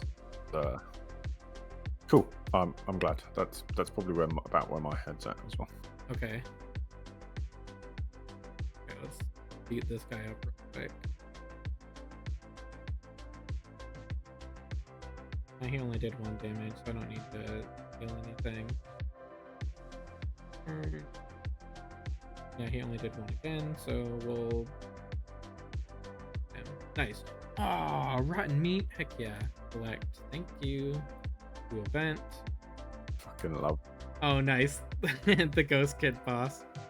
There you go. There Oh you go, shit! Ghost Yeah, I Kid. forgot. I put this in last time. Yeah, We're fighting actually, right now. I think this boss is going to ruin you. I don't remember if I Oh, God, rebalanced it. probably. Let's see what happens.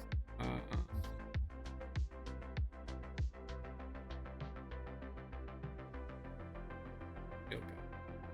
-1 actions. I fucked up. Used too many actions. Cheating. I know. Just gonna hit him with the claymore again. I mean, so far they're not doing shit to me. I'm at full health, and they have 3 HP. Look how many cards they have. Wait, hold on. Think about that. They do have a lot of cards. Okay, hold on. Maybe I drawing spoke like too soon. crazy. And I don't know why. Yeah. Wait, so okay, hold on. Is that supposed to be an action that I'm doing, is drawing a card, or does it auto draw for me? Yeah, so because you don't see animations, this is super unclear. What's supposed to happen is this is weird, right? At the beginning of your turn, you draw a card. At the beginning of the enemy's turn, they draw a card. You have cards that help you draw. So I think off the Right. top of my head, blue is draw an extra card. No, gold. I think gold is draw an extra card. I So think you that's what sometimes you draw said, extra yeah. cards. So if you tomed right now, you draw cards. So he must have tomed. Oh, dang. Yeah, okay. Whoa. Cool. And yellow isn't gold, which is also confusing. And then there's another really, really weird mechanic I had to implement, which is that if your hand, if your hand is empty, you can pay a life to draw a card. That's cool. I do like that. And if you're the enemy, it forces you to do that. That's so cool. that you can basically have some action. Yeah. That's yeah, cool. exactly. I like that. Oh. But because you don't see any of this, it's super unclear. Cool. I killed him, and I cheated. Excellent. And I won. Now I get to open this chest, which feels amazing. Whew. Cool. Feels good to cheat. Now, if you drop out to town, okay. In the bottom right, and then if you go to, first check the bank, because I want to see if you actually received the loot you should have. You did. Yeah, okay, I got my rotten meat, and then I have the received the rotten meat. Received the quill. You didn't. You got the same bug as I do, which is no loot from the dungeon itself. Oh, okay. Which is fine. That's easy, probably an easy fix. Cool. And now if you head to town again, and then go to the blacksmith. You can only make one thing, but you can see what you can and can't make and why as well. So in theory, you just made that. That is cool. So that's good. Yeah. See what you can't make and why. This Or- this will look way better once you put your Oh, thing perfect. Yeah. No, this is cool. Uh-oh. That was in. something. Which one was that? That same thing happened to I me know, earlier. I didn't look fast enough. I was just I'll write the clicking. bug report. One Uh, of the cards in the Hold blacksmith on, I'm gonna go crashes back the in. game. and Crashes out. the game. Yeah, that was fun. Awesome. So town, that was the blacksmith.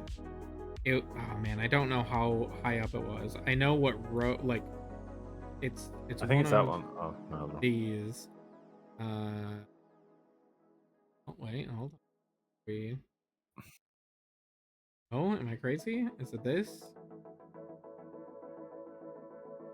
What is the chance that it doesn't happen again? That I think it happens on the same card every time. That's Okay. my working assumption. That's what I was assuming, but I swear it was this one. I must be wrong now. So. Oh, and I got enough of the one thing. Man, what? What was it? Oh. Okay, it's that one. It's the second row, third column, whatever that card is.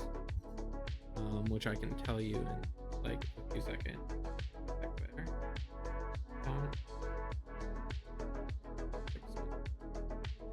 It is Greater Ring of Restoration.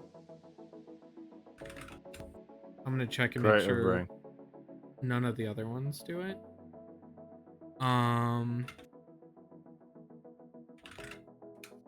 Dope.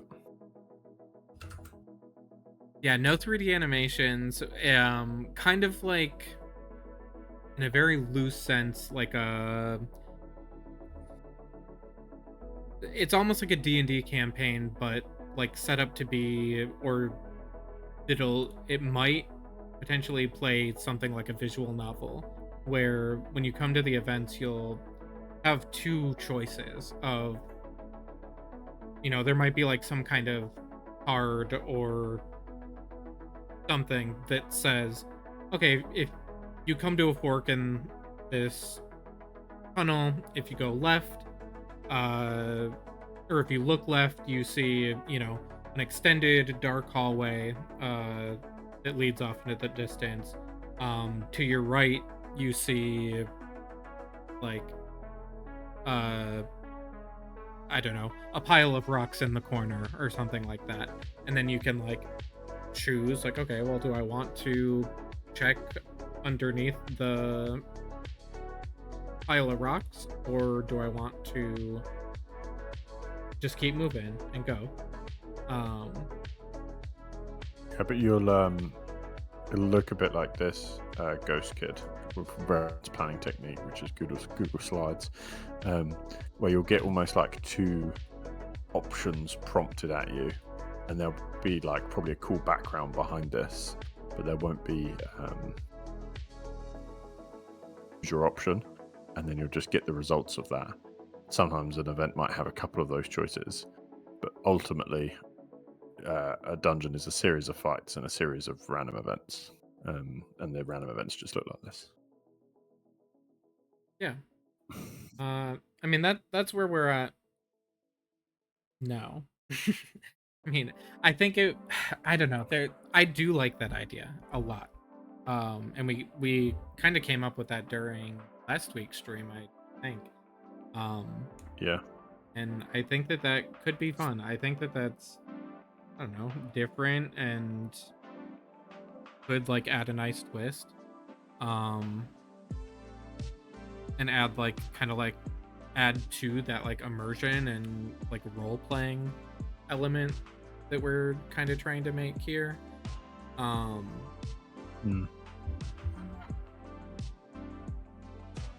like I'm trying to think, because doesn't Slay the Spire do something similar in a way? Well, they have the like branching. Oh, it does actually. map. You're right. Yeah, where You're right. it's like you know an event's coming, and you get options, and those options Yeah. is like take the gold, take I more do gold, like that. take more gold, and then you get cursed because you're greedy. Right. Yeah. Yeah, it is cool. It's quite well done in Slay the Spire. I quite like it. And like This, yeah, you're right. Actually, this will probably feel quite similar to that. I know I had mentioned it at least last week of uh I really liked how the dungeons were handled in Cult of the Lamb, where you go in and like yes, obviously there's like you are a character like walking around. It is different, but I liked the option where like you walk into a room and then you have options of like, okay, well do I go through this path or do I go through this path? And then depending on what it does, like one path might lead you to like a merchant where you can like, you know, buy new upgrades or abilities or whatever. But then another option is like, oh man, now I have to fight like all of these, you know, this horde of creatures or whatever. And I don't know, I think that that's fun, and having it be like randomized like that is also exciting. Dara, if you haven't played this game, it is very fun. Cult of the Oh, Cult of Lamb. the Lamb. Yeah, Yeah. I have. I weirdly, same as last time. I can't picture what you're talking about with Cult of the Lamb. No, with Slay the Spire, it's like in my head perfectly. I remember Yeah. exactly. With Cult of the Well, Lamb, I don't remember that part of the dungeons. we should I might have to replay it tomorrow. I mean, I could be entirely wrong because I admittedly did not play nearly as much of that as I would have liked to. But I let's hang out this weekend or something if you have time and like off stream, and we can maybe figure it out of like or I can at least show you like, oh hey, this is kind of what I was talking about, because I feel like I'm adding too many words to this description of like what makes this appealing to me. 'Cause it's not at all like a complex thing by any means. Warhammer 40k has a similar crawl choice. Nice. I haven't played that.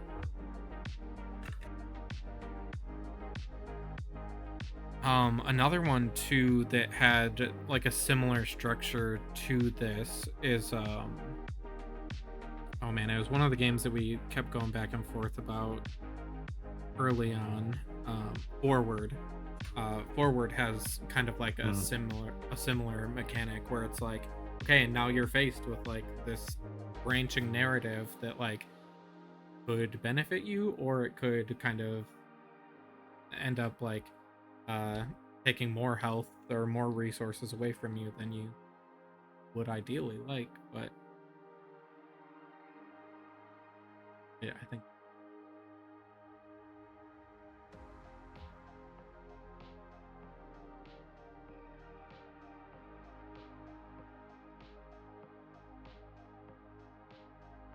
Yeah.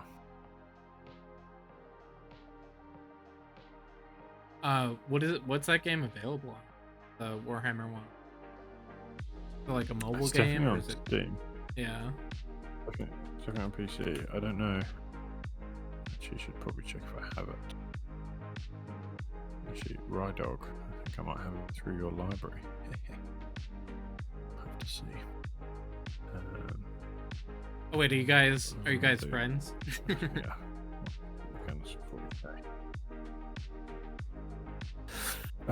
Yeah. Yeah. This Rydog is my brother. Oh, cool.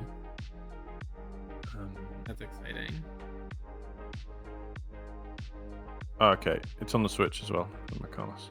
Oh, cool. So Okay. Switch is for Xbox. Nice. I was writing a list of like bugs and problems you encountered, but I wondered if we're done. This screen marker okay for you? Yeah, you can only see stuff you own. This That's one good. that I'm currently on. Yeah. Yeah. This is the Wait. Oh, I think I went to the armory just to click around and see Cool. what happened. Yeah, everything seems to work. Man, I do like this a lot, how you this. Cool. I also can't stress enough like how excited this like the parallaxing is to me. Like Yeah, that's incredibly cool. Something so simple, yeah. but I'm like, oh my god, that adds so much. Yeah, I want to give the whole game that treatment eventually, Yeah. that kind of like Yeah, polish. But it'll get there. I thought I'd start in one area, yeah, so that we can reassure ourselves that it won't be this like janky forever. I again, I can't stress enough. I'm not worried about it. I know that like, oh yeah, the polish and the fun stuff, that stuff comes later. It'll get here over time. So but it is still very exciting to see. Anytime there's Yeah, like for sure. something that happens. I'm going to close out that work again. Nice. I'll read you my list, and you can see if I missed anything. Yeah. So, the save file being out of date is annoying. When you get a new version, it just like should invalidate the old save file or something. This isn't top of the list. This was just the first thing that came up. Yeah, and Uh, I also know one, like that's just part of this part of development or whatever. yeah, Like I'm not worried about that either. yeah. Once you're in a fight, you don't know who you're fighting. The end turn button is a bit broken sometimes. Enemies don't always drop loot in brackets, and that feels bad because that's not really a bug. It's just not. It's just sad. Right. Because it makes me feel bad. Yeah, yeah. There's no events. You can't lose. I realized this while you were playing. I was like, actually, if you went to 0, it wouldn't even stop the fight. So you literally Yeah. can't lose, which isn't great. I mean, you don't get that any loot was from the dungeon chest. that was cool to see. Again, even from the last time I had opened it or whatever, that like now there's something that happens like, oh, I have won this fight, the enemy is dead, and now like you get that pop up that says like, oh hey, he's dead. He dropped nothing. Because I know that that's a new addition too, which is super cool. Yeah. So, Oh, I think your Discord sharing's killed the stream again. what? That's Maybe. very annoying. Yeah, it has. Right, hold. No.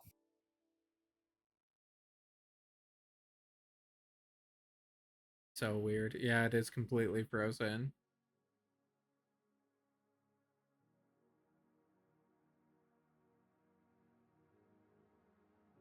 I don't even know if there's like if there's anything I can do.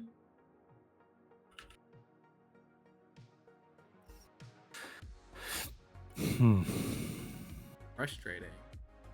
It was going good for a minute, but then I think the problem is it's a lot, and once Yeah. it gets behind, it like gets more and more and more behind. But we yeah, we saw it exactly. working and forgot that it was happening, right? Yeah. Oh, that's annoying. And it jumped. That is very annoying. Oh, So I'm gonna do the last two because then I think unfortunately I have to go. yeah. So there's no loot from the dungeon chest, which is kind of annoying. And that one card in the blacksmith crashes the whole game. Yeah. The last one. I'm gonna have those as like a to-do list in some sort of order. Sure. I think I have to go now, annoyingly. Yeah, absolutely. I know bed. it's crazy late, so again, there's never any pressure if you hit a point where you're like, all right, I'm hopping off. Cool, sounds good to me. But yeah, I think this is a good place to stop stream anyways, because everything has fallen